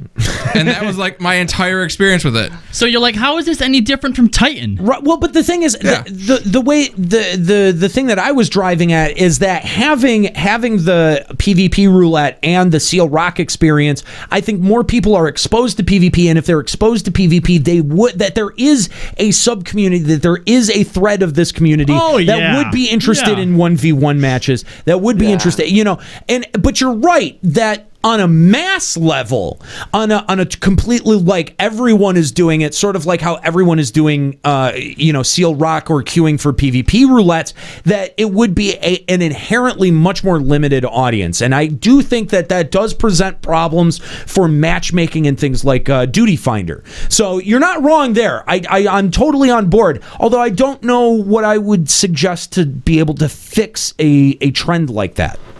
So to be honest though, bottom line is this is not really a good PvP game, but that's I don't think you'll get any argument out of that. Yeah, don't get me wrong, I love PvP, but just happened that this game just ain't gonna cut it. Yeah. In the first place, let's be honest, the first place Yoshida and team wanted to put PvP in is mainly just because people ask for it. I don't think they really planned for it. It's just people ask for it, and then they're like, you know what? If people want to ask want PvP, let's just throw in some intensive. I think that's as much as you can get from PvP right now. For the future, we will never know. But yeah, I mean, just take it with a grain of salt, man. This PvP system is let's just. Oh my god, I have no better word. Let's just call it shitty, all right? Yeah, no, and I think again, I think no one here will disagree with you. But they have opportunities. There are ways that they could improve it, and I do think that if we here at LBR spend an entire episode unpacking that there could be some really good ideas that come out of that. Yeah. Yep. So, all right, Arthas, what else you got outside of PvP, man? Okay, since I'm already calling, just to share some insight, what I was saying, like last week. Yes. Not last week? Yeah, sometime last week. Last week, yes. I get into Leviathan, so I tried a little bit of NA Little Adventures. So just to share some insight, I went to Savage turn 1 with my item level 181 Warrior. I was really excited, man. I mean, I've cleared turn 4 multiple times, but I'm still very excited because it's a new experience for me. And it's a challenge. Warrior. Yeah, it's a challenge going for the first time. So, not gonna lie, it went really shitty on my part. At the very first tank buster, I died already. One shot, boom, one shot, flattened, vaporized. So everyone on the voice chat is like laughing. Oh my god, Arthars, oh my god, blah, blah. Even the Twitch chat as well. So that's where I start asking for advice because as good as I am on Ninja, I mean, I'm not really good, but as experienced I am on Ninja, I'm still a noob as a warrior, especially a male item level 181, So I start asking people for advice, in the game, in Twitch chat, So what I notice is almost everyone is giving you advice, based on them being item level, 210 or them being best in slot or them being even like maybe item level more than 200, all right? So they were not giving raw experience when they first step into Savage. So they start to be saying, don't worry, man.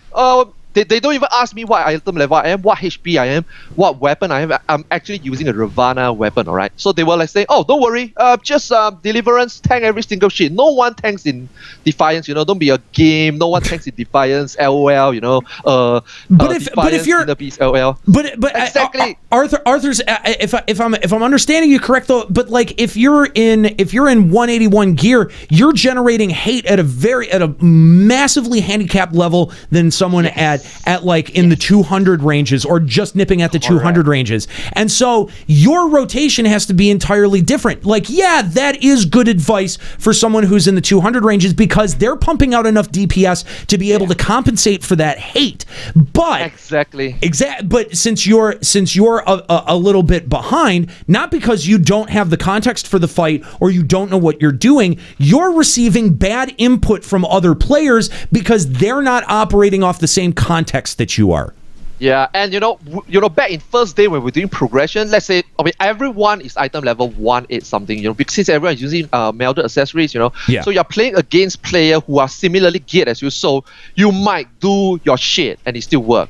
But for me, going 181, and I'm playing with helpers who some of them are having like 210 weapon, I was like, dude, that's not gonna work for me. Exactly. Yes. As much button I mash, breaking the keyboard, mash my face on it till my face bleed, eyeball drop. I'm not gonna get enough, damage to generate hit. So I'm saying this, so if in case, because new players will always ask advice from the better players. I mean, obviously, right?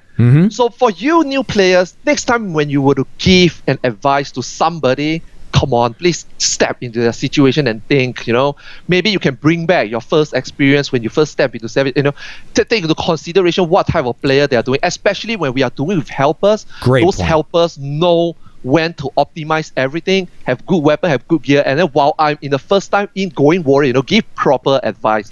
This is the first thing. Correct. And then, I play with friends, not mainly Parks. That's why I didn't want to share this yet, until next week, with all the PC Void Arc 1 hour fail runs, then maybe I can input more, but just going to share what I experienced so far. So like, even when my friends are helping, I'm not going to name names, but I'm just saying, generally, because I don't think they purposely behave like that. I just think that maybe in general, this is, how I'm not going to say how the NA behave, maybe this is just how it goes around in the NA server. I sense a lot of negativity. Like, every single time one mistake, everybody will be like, oh God, Houston, we got a problem, Then they start saying like, oh my God, maybe this, that, One mistake and then you abandon. Yeah, I've one seen and that. done. Oh, dude. One and done. Yeah, one and done guy. So it's a Nero sex life right there. We cleared turn 1 finally. We went into turn 2. So again, no experience. 181 warrior going in, playing with really good people, dealing with multiple mobs. I have to go in Defiance and grab hit because my damage is low, like we covered already. I can't go Deliverance and hope to get hit from all these 200 dudes. So we wipe, obviously, we wipe. Okay, we get to second phase, we get to third phase, we get to fourth phase. So all this negativity starts coming in. Oh my God, guys, we got not enough DPS. Oh my God, this seems undoable. So I was like telling them on TeamSpeak, dude, this is not even one instance. we are only here for freaking 41 minutes, and you guys are like trying to like, you know, I understand that helpers, you know, most helpers goes in the hope that, you know, let's get this shit done and then let's get back to what I'm doing.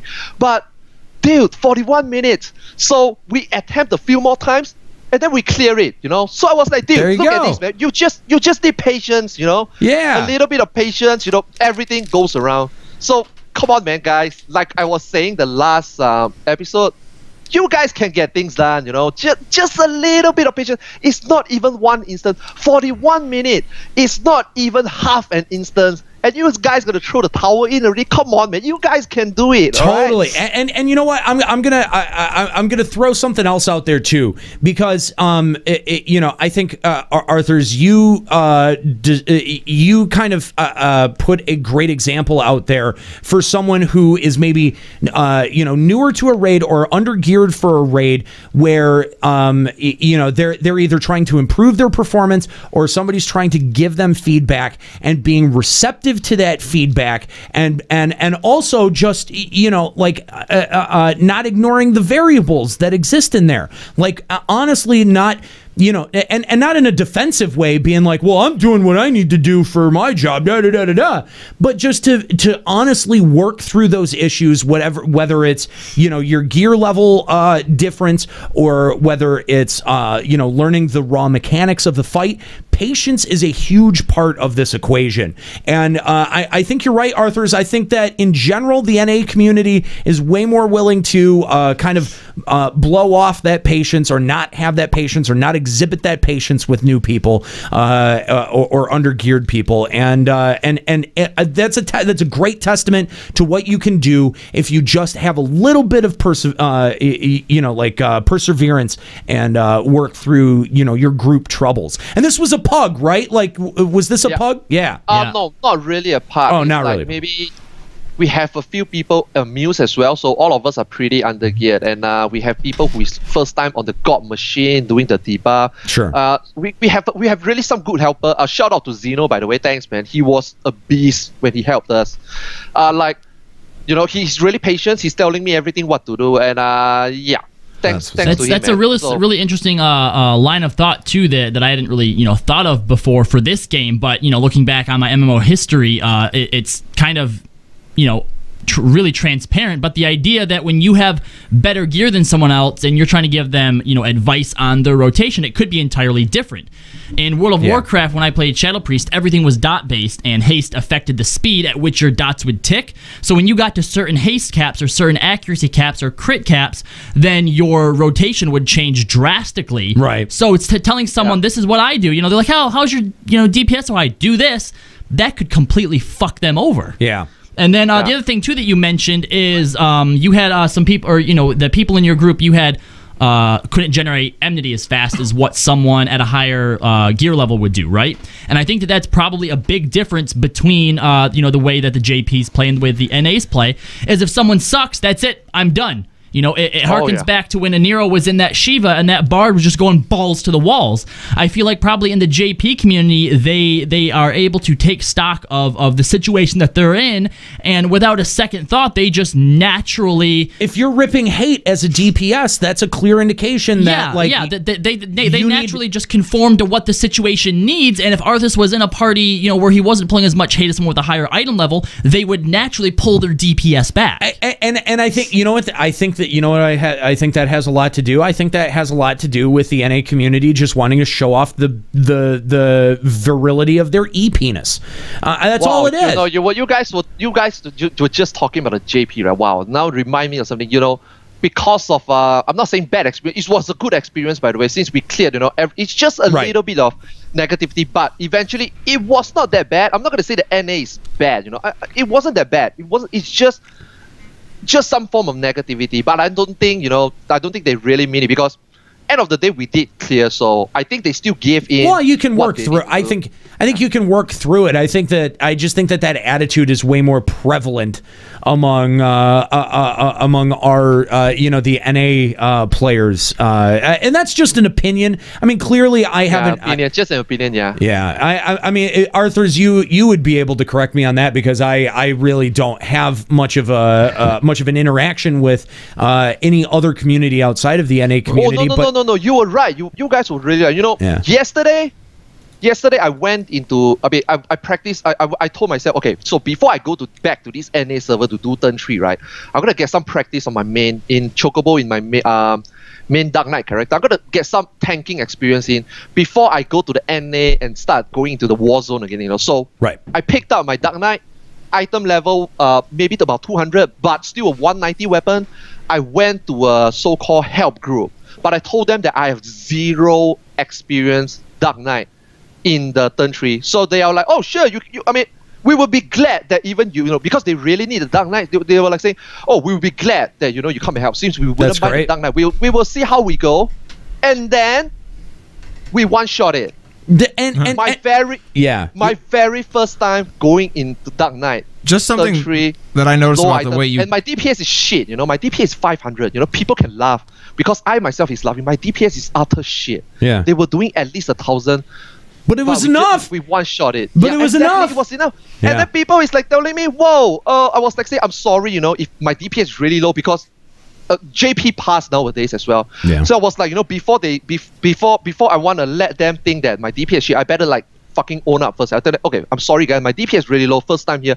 They were like saying, don't worry dude. Yeah, see that's your DPS can be low, but that was awesome. You should join us next time. I was like, whoa. That kind of encouragement is a big thing. I think that's a big difference. Yeah, because I mean, I mean, like it's one of those things where like I sometimes I hesitate on joining a party finder party if it's like my first time through and trying to explain that and then having everyone go, oh god. Well, just when he was sharing the story originally, what he said was like, this is only like we're only 41 minutes into our first attempt at it. Yeah. And that just like that mindset is so different than the NA mindset in my experience, where it's like, well, wait, what do you make you think there's going to be a second attempt at it if this group can't do it on the first that's one? More like the mindset of FF11's community. I feel like there's a lot more of that when they're, the fights themselves took like 2 hours. Right. Yeah. Right. Arthars, we have to move on, but before we before we let you go, I do just want to ask you, what do you feel like? There've been a lot of comments, a lot of feedback about your last call, your last appearance. It got a lot of attention out there in the FF14 community. I'm sure that you've been getting messages and feedback on your own. I mean, like, what do you feel about the discussion that you sparked on the last episode with your call? Wow. To be honest, when I make that call, I was like getting ready to get slaughtered or get flamed to the ground, etc. So the next day after you guys highlighted it, people start linking me. Ready. I went to read. I was like, oh my god, I'm so gonna be like flamed, Yeah. Surprisingly, the reception is okay, but I just want to say though, like, this is not all the points that I speak like today, and the last letter is not.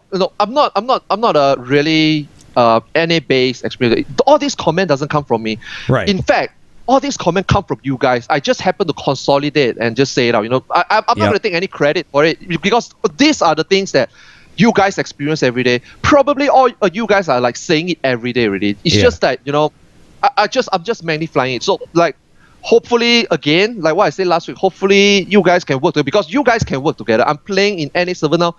I can feel it. And there's a lot of helpers out there recently that emerged. So that's really good.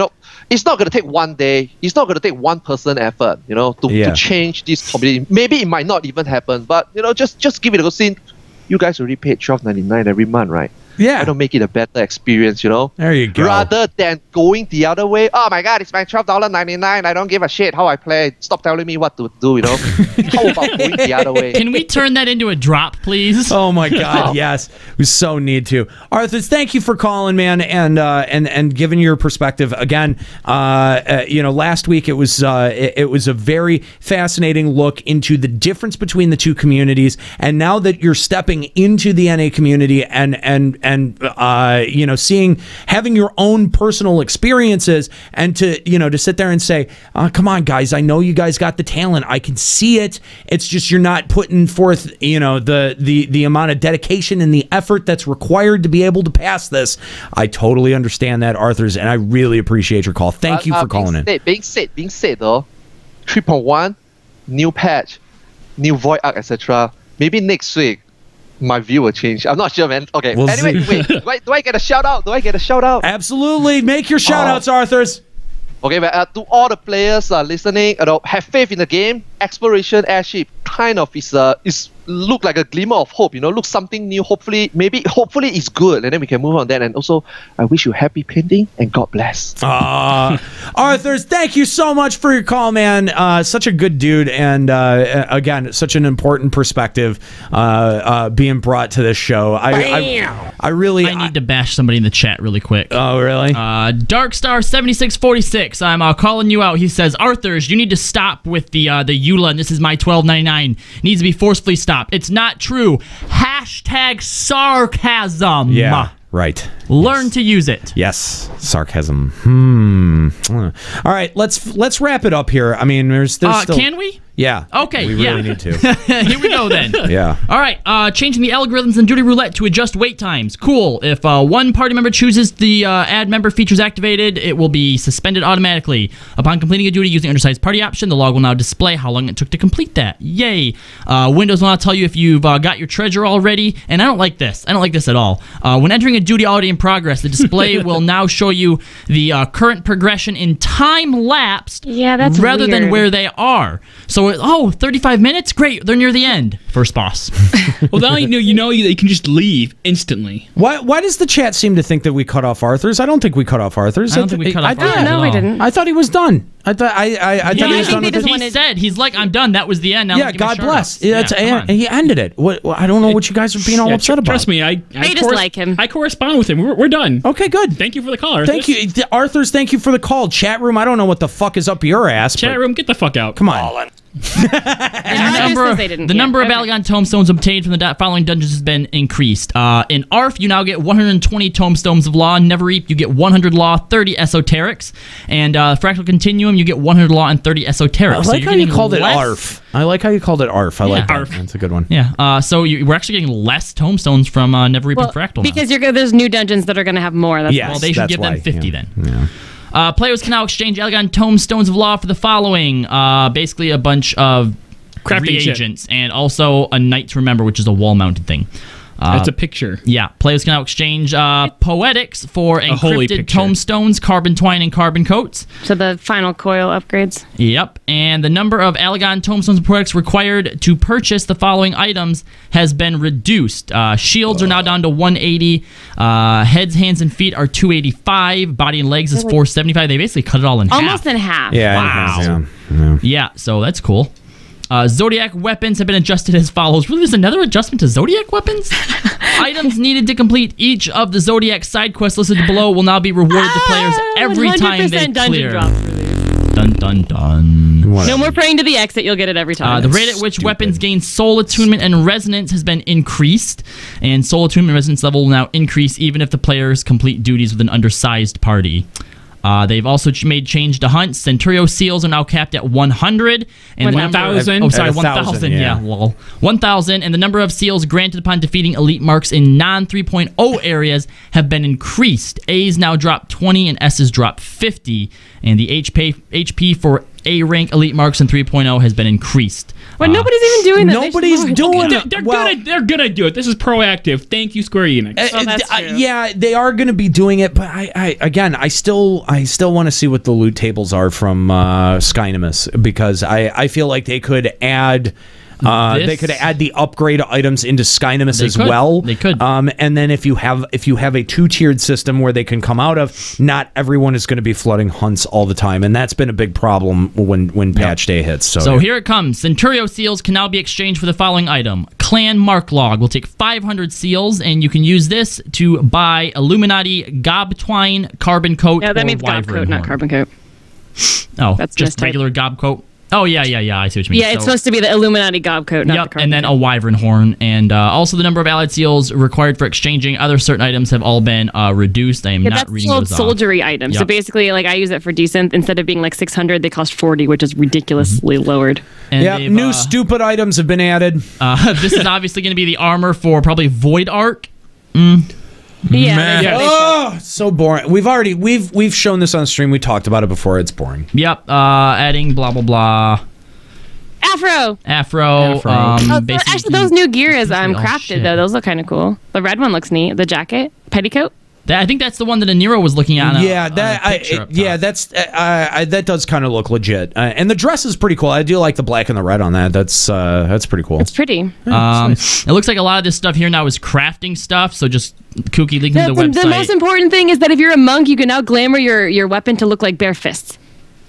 Cool. Like bare fists. Why do you want bare? Wow. Why would you not want a bare fist? Awesome. I want to be a bear. Empty Fuck yeah. like you're actually punching something and not holding a weapon. With a Monks bare have wanted fist. this since day one. With a bare fist. But yeah. Wouldn't those be claws? E-A-R-E. Bear claws? E-A-R-E. Now I'm hungry. They've added a baby penguin and whatever the fuck that terrifying looking thing is. It's a happy feet penguin. What's that thing underneath it? It looks like something from Whoville. It's a pizza. Oh, all right, pizza. They've also added the flying Pegasus. They've added Null, and what's up with that chocobo?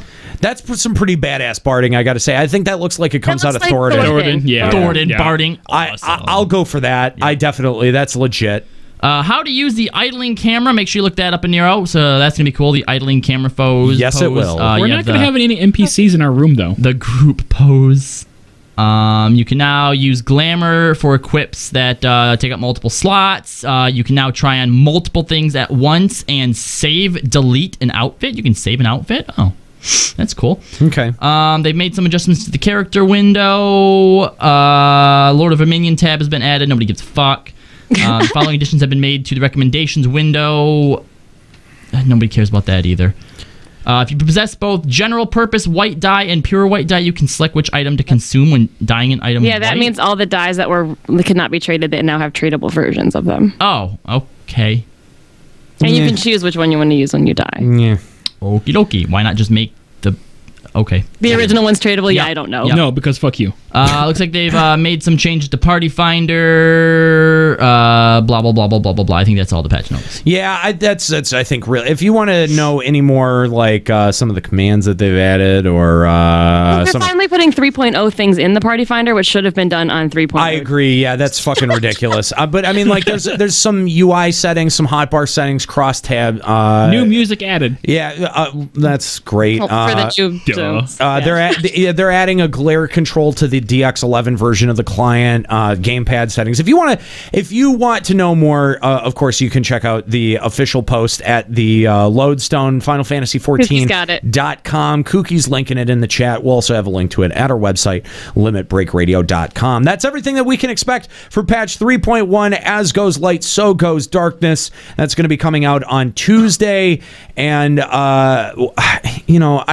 there's a serious problem, and an email that we got addresses it, and I think I'd like to. We don't have much time for emails. We're almost at the 3-hour mark here, and if we read one email, I'd like to read this one. You know where it is? It's Ragan's email in. Can I read list. it? Yeah, of course you can. I have read to it. use an unintelligible French accent. Oh, okay, great. Good luck with that. Do you know where it is? Oh, I see it. All right, Ragan's great. site. There you Blah, go. blah, blah, blah, blah, blah. Okay. Yep. Yeah, Ragan's. I know Ragan's had addressed this in his email, and I feel like we should spend a minute talking about it. So if we read one email, let's read this one. All right, so let me get into my French accent that is unintelligible. How's that sound? Terrible. Yeah, I'm not going to do that. Get that crap out of here.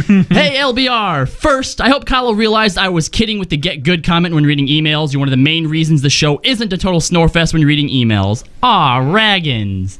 Thank you. And I did not take that to heart. We here at Limit Break Radio. I mean, come on, man. Come on. No, I'm good. I'm good. Now, to the main subject. A 24-hour downtime for a game update? Are you fucking kidding me? Without going into technical details, since around 2009 most online games have ways of pushing updates within seconds, in many games I worked on, if the game needed a downtime of more than 60 seconds, it meant you lost your fucking job. Of course, I had to push some game updates that turned badly and crashed every game server for 5 minutes. Of course, I had to meet the managers because of this. It usually ended up with the managers reading me the reactions from the community that exploded in rage within minutes of downtimes. That's actually fucking hilarious. That is pretty funny. I would love... Oh, man. I hope Yoshi P does that every once in a while. Like, has a transcript of the dressing down that we've given him, and we'll just read it to the rest of the dev team. They make the dev team listen to us. Yes! Oh, my God. That would be fantastic. He goes on to say, yes, I know there's a difference between an unexpected, extended downtime and a planned one within the time period, but you can be sure I'm not letting SE get away with this that easily. I didn't complain about the 3.0 update because I understand how major updates can be a pain in the ass to synchronize, but now this is supposed to be a small update. This update was planned well before the release of 3.0, yet you didn't prepare yourself for this and gonna pretend you didn't see that coming? The way SE is working on this game, I'm thinking they're still stuck in the mid-2000s. And if Lords of fucking Vermilion is to be blamed for that fucking 24-hour update, I hope that Yoshi P will suffer a waterboarding session for the whole duration of the maintenance. Oh my god. And before all the Yoshi P dick suckers start a witch hunt against me. Like on every critique that anyone has against SE, their answers will be something similar to, well, if you don't like the game so much, why don't you just leave? And like I have to answer every single time, my frustration isn't about the game. I love the game. Yep. But my frustration is because I know Square Enix could do much better than this, and it annoys me to see all this potential go to waste. Yep. To sum up this whole email, get good, Square Enix. Raggins, site admin of the Order of the Blue Garter. Thank you so much, Raggins, for that email. And what is with this 24-hour downtime? Really? When's the last time they had that? Have they ever had that? Weren't most 2.x updates 8 to maybe 12 hours? Yeah. Now, it would be like the update would start at about 2 a.m., and by the time I woke up the next morning, it would be back up. Most of the 2.0 patches were like that. Like 8 hours. Yeah. Why are we having to... I mean, Did we even get a 24-hour maintenance for the fucking expansion? I don't think so. Don't think so. What's going on, guys? Square Enix, what's going on? They're giving us a lot more content, and they're hiding it from us. Oh, the chat says, Arkarakhalil says, Aniro, I think you're being outsalted here. I very well might be. No, but I absolutely want to agree with Raggins. Like, that's absolutely unbelievable. So wait, when does this maintenance start?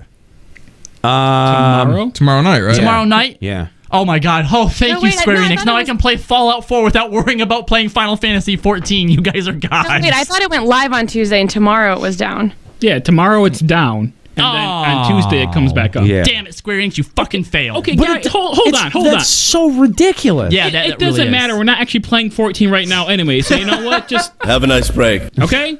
God. And I also, we didn't get a chance to talk about this, and of course we are kind of out of time, but there was a great Game Watch interview translation that Slicer did on Blue Garter that has Yoshida talking a bunch about 3.1. And I did want to read some of the quotes about the delay, about the break.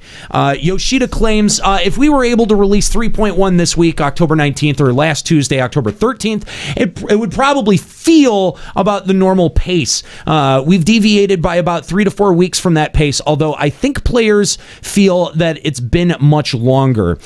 We've really kept you waiting. This patch will extend the 3.x series and will begin the gradual path to 4.0, starting with 3.2, and we'll be returning to the usual 3.5 month period between patches. I think that's good news, but man, and it does sort of put a pin on that idea that they're getting us ready for more longer stretches between content. That's good. I'm glad that he's alleviated that.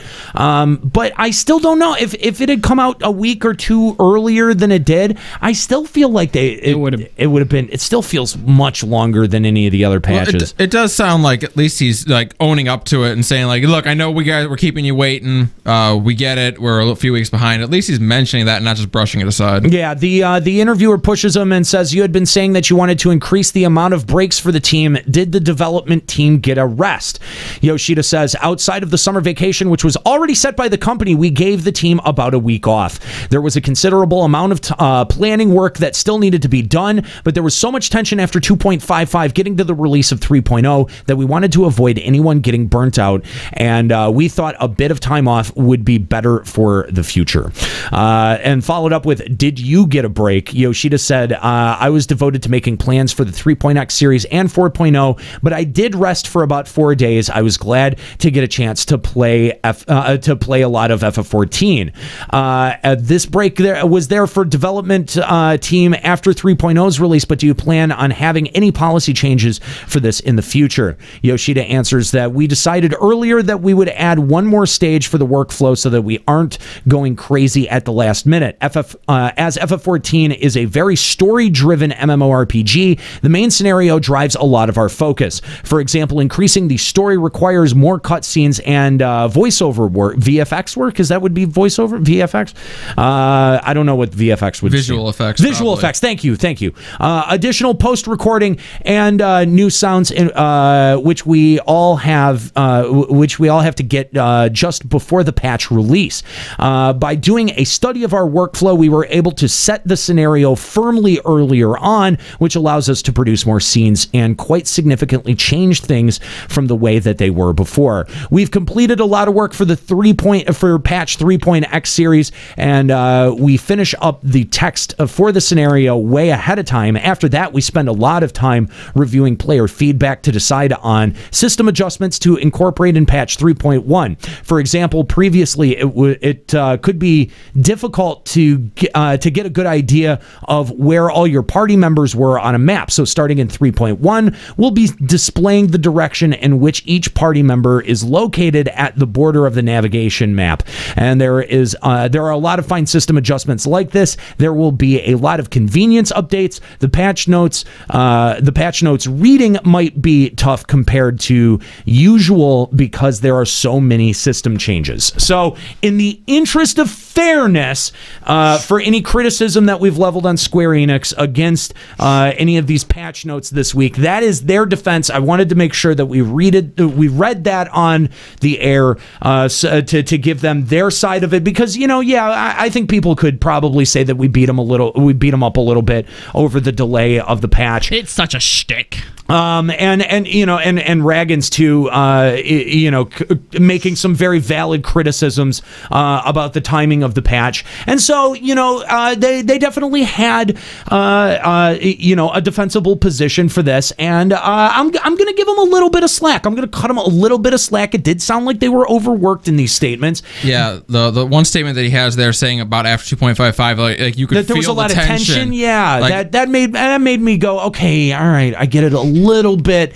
If they're actually owning up to having tension in the workplace, then you could cut that shit with a knife. Yeah, and you know what? If that's the case, I'm willing to give them a little bit more of the benefit of the doubt for that. Yeah. And the fact that they were honest about it in the interview, that too, I think that that's kind of a big deal. So I appreciate what I have to say. I have to appreciate Yoshida's honesty and transparent answer there. Can I give a little bit of advice for the dev staff on dealing with tension between team members, because it's something that we here at Limit Break Radio have dealt with tons over the years. To be fair, though, we don't have the same. We don't have the same conditions. We don't have the same pressures. But I think this is a pretty general strategy that you can employ with any team, and that is you pick out the weakest member and you just beat the shit out of them verbally, emotionally, Square Enix, don't take that. No, as much as you can in any way you can,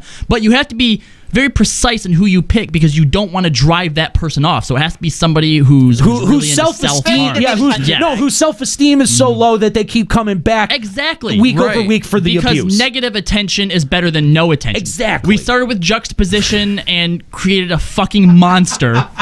So Square Enix, my resume is available. I'm available for hire. I'll leave these guys in a heartbeat. I think what Ascalia is trying to say is that he will willingly be your gimp. Yeah, absolutely. He'll be the gimp. You fly me out to Japan. Ascalia, no one loves you. No one's going to pay for you to go anywhere. You're stuck with us.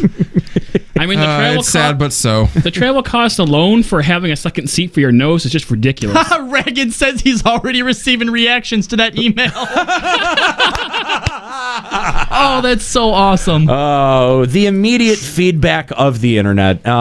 Hey, you know, I heard that Aetherite Radio is hiring hosts. Maybe Escalia, that might be a good. I've been down that road. I'll pass. What? Are they worse than we are? Oh, no comment. They probably actually expect you to work. Yeah, that's probably maybe part of it. But I did. There's a lot of really good stuff in this in this translated interview from Slicer. Unfortunately, we're not going to be able to get to it today. We've run totally out of time. We're over 3 hours by now. But if you want to read it, we'll have a link to it in our chat room. I'm going to go ahead and do that right now. I'm going to beat Kooky to the punch. Look at that, and then. If we'll also have a link to this at our website at limitbreakradio.com. Cookie linked that a long time ago. Don't. Are you kidding? Cookie's already leaked it like right 4 times. Yeah. Beat Kookie to the punch. Get out of here. Get out of here, scrub. Good try. You tried. Did you even try? Oh, here, I got a message from Kookie. Lick my balls! But anyway, yeah, so if you would like to... Get the fuck out of Nero, she says. So anyway, if you'd like to check out the link to that, of course, limitbreakradio.com in the show notes portion of episode number 38, which is this episode. Hashtag Kooky tier. So anyway, I think that's going to do it here. I really, we have tons and tons of emails. A lot of them talk about the Reddit drama. A lot of them don't talk about the Reddit drama. They talk about other things that we've been talking about, like incentives and raid difficulties. We have 3 emails that are like 4 or 5 weeks old from people like having a dialogue back and forth about the whole healers DPSing thing. We had something like 13 pages of new emails, right? New emails, yep. 13, and we got through 1. We got through 1. We got exactly 1. So good job, LBR. Pat ourselves on the back for You know what? Show. Senpai sent me a message, and he's like, Kahlo, I need you to limit each host to 1 email. Well, guess what? We only read 1 email, Senpai, so you're welcome. Yeah, there you go. There you go. But anyway, I'd like to thank all of our callers, everyone who did send an email. We are going to try to get to them eventually. I don't know if we may try to compensate on the next episode. You know, we'll talk about 3.1. Yeah, we'll have lots to talk about in terms of how we like 3.1, what our experience is with the patch. But I do think that we may have we may have an opportunity to read some of these emails on the next show. But if you do want to send your thoughts and your feelings over to Limit Break Radio, send it in an email, hosts@limitbreakradio.com. You can also join the discussion at our Facebook page, facebook.com/limitbreakradio. Tweet some hate mail, hate tweets at us at Limit Break Radio. We also have some fun hashtags that you can participate in if you like. If you've got stories of Final Fantasy fail, tag those with hashtag FMFFL. If you've got stories, if you've got screenshots of a sexual nature, or you think you look particularly good, tag it with Fapping the Realm. We'll share those on the show as well. And if you're a member of the LB Army and you just want to tweet your love to the LB Army, hashtag LB Army is the way to do that. We've got a lot of ways to give us feedback. We love criticism. We love feedback. Speaking of criticism, that FFVV0168 is telling us that while the show was good, there was apparently way too much unnecessary salt. Oh. Maybe you could write us an email. The second time he said that, because I already replied and said that salt was yummy. There can never be too much salt. Yeah, right? I wouldn't say there was a lot of salt on this episode. He says maybe the show isn't for him, and that's true, but it's just his criticism. Unfortunately, determining the levels of salt is an opinion-based thing, and we throw out a lot of it. I wouldn't call this a high-sodium episode either. No, I don't think it was. I really don't. I thought it was kind of tame, to be honest. I mean, subscribe. Thanks, buddy. We were very much focused on on the 3.1 patch notes, and I do think that took away from our normal degree of salt that we get to, but that's okay. Oh, is he the guy who was into Lords of Verminion? VV, that's okay. It's okay. Listening to the show, agreeing with us is not a precondition of listening to the show. We've said that multiple times, and we make a show that we recognize on its face is not going to be for everyone, and that's sort of the point. We're not trying to make a show that has been focus tested and tried to appeal to the most amount of people possible. That's really not what we're doing. We've set ourselves on a different trajectory. We have a different vision for the show, and we understand. Not only do we understand, we also accept and embrace the fact that it's really not going to be for everyone, that some people are going to hear it and just on the content's face they're going to go, this isn't for me. And I have to respect you when you say, hey, it's not for me, and then move on, and don't try to dictate morality as a lot of other people do and say, well, because your content isn't for me, that makes it blanketly unacceptable, and so that it has no place in this community. There are far too many people that are willing to make that jump and are willing to make that conclusion, and the fact is that you can't, those people that want to do that, they can't pull the legitimacy away from us, because we never put anything out there that said we had any kind of legitimacy in the first place. If you're upset that more people listen to us than any other FF14 show out there, ask yourself why that is. Why do you think that is, that more people listen to us than other, because quote, salt more tastes delicious and everyone loves it, more responsible shows out there? Because we never at any point when doing a show for FF14 pretended like we were a responsible show. At no point did we ever say that like we're going to be an excellent source of information for you to learn about raids and for you to get a better context about how to play FF14. No, we never sold the show like that. We never pretended that that's what we are. We always said, hey, we're an entertainment-based show, and people like what we do. We don't force people to listen. We don't hold them at gunpoint and force them to listen. They do it of their own volition, and if that upsets you, you're going to have to fucking reconcile that inside yourself. This is the only bottom line that we agree to. We are a bunch of assholes who play a game, have microphones, and some of us probably do drugs beforehand. Yeah. There you go. There you go. There you go. Disprove any of that, and fine, we'll change the show for you. Yeah. There you go. So anyway, I do want to thank everyone for their feedback and for their criticism. We love criticism. We embrace criticism. Even if it's as shitty as humanly possible, we embrace criticism, and we like things that are funny. So if you want to send us criticism that you think is funny, send it our way. We'll be happy to engage with it. Host at limitbreakradio.com, facebook.com/limitbreakradio, at Limit Break Radio on Twitter, and of course you can interact with us live on the show by following us at twitch.tv/limitbreakradio and joining us when we go live each and every single Sunday. So you know what, I have to give credit to that FFXIV guy, because he kind of been getting a little bit on my nerves this whole time, right? But he says that he's gained a little bit better of an understanding of the show, so I bet we picked him up from Reddit or BG. It's possible. And now that he's watching the show, he's probably like, you know what, I get it now. You guys are dicks, but you know you're dicks. Yeah. And we've never pretended to be anything but, and that's the people say that we want to pretend to be hardcore. We're not. We never pretended to be. That we're some kind of community figure or leader. We're not. That our opinions somehow matter. They don't. That's really, we don't have the pretense of any of that shit. We're not important people. Don't treat us like that. We keep saying this. Like we're just assholes that play this game. That's all. You can treat me importantly, but you can keep treating your I am a very important person. I don't think that you don't need to fake the respect. If you have respect for me because of what I do, then that's fine, but if you don't need to fake it. It's way too many people put the front up, and then I see them talking shit other places.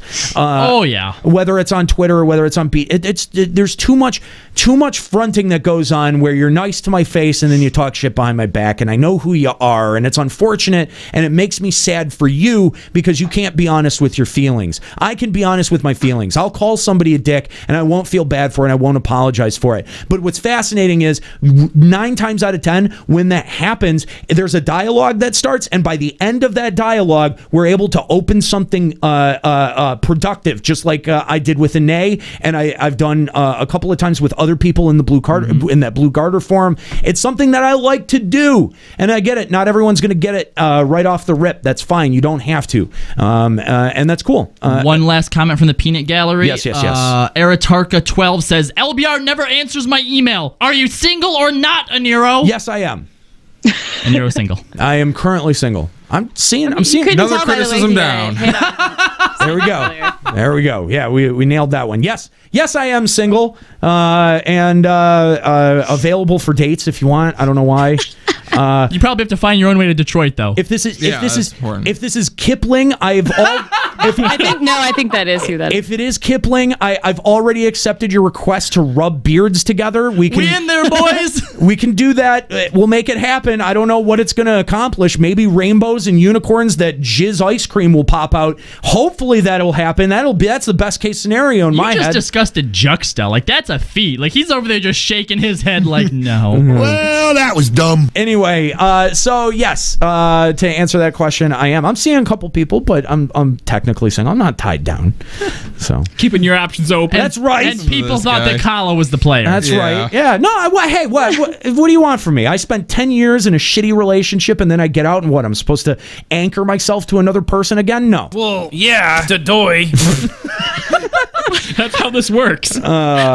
All right, that's going to be it for Limit Break Radio. Thank you guys so much for tuning in live here on twitch.tv/Limit Break Radio. If you haven't yet, give us a follow. Come back every single Sunday. We are here every single Sunday, and glad to be able to do the show for you. We're working on the next episode of Final Encountercast. It's probably not going to be as epic as getting David Hayter on the line and talking to him for 45 minutes, which, by the way, if you haven't heard that interview, that's available for download over at finalencountercast.com, and we hope that you do, because over 25,000 people have checked out that interview so far, and if you missed what he has to say, you're missing out on some of the most important talk that's going on in the video game industry right now. So head on over to Final Encountercast, sub to that podcast, give us some feedback on iTunes, and follow over at twitch.tv/Final Encountercast. And if you don't, fuck you more than Magnus Ragnar. Yeah, there you go. All right, I'm glad we got a fuck you to Marcus. It's Marcus, isn't it? Marcus? It says Magnus. I don't know. Fuck them both. I thought it was Marcus Ragnar. It's Marcus in-game. And Magnus in the chat. All right, well, fuck Magnus and Marcus. All right, well, anyway, that's going to do it here for Limit Break Radio. Again, I'd like to thank all of you for joining us live at twitch.tv/Limit Break Radio. Please be a caller. Consider interacting with us here live on the air, and join us on twitch.tv/Limit Break Radio. LimitBreakRadio.com is the website. I want to thank all of my co-hosts, Kalo Landis, Juxtaposition, Nika Kayanian, and Ascalia Ryumasa. I'm Aniro. Keep listening.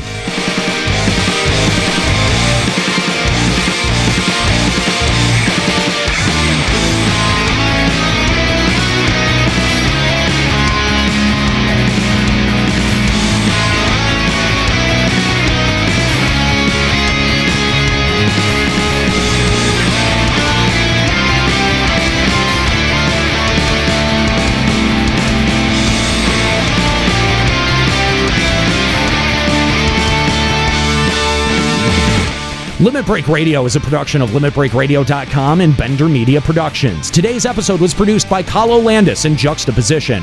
Final Fantasy XIV and Eorzea are trademarks of Square Enix. Funding for Limit Break Radio is provided by Miri Kennett, Scry De La Rosa, Zurian Urexin, Satori Komeji, Karquin Elbarn, Rajan Nelka, and fellow Limit Break Radio listeners. To support Limit Break Radio, visit patreon.com/Limit Break Radio. Opening music in this episode from Daniel Lambie. Listen to Man with the Machine Gun and other great tracks at facebook.com/Daniel Lambie Metal Gamer. Closing music in this episode provided by Husky by the Geek. Listen to this and other great Final Fantasy and video game rock covers and original music at facebook.com/Husky by the Geek. Limit Break Radio and its hosts are solely responsible for its content.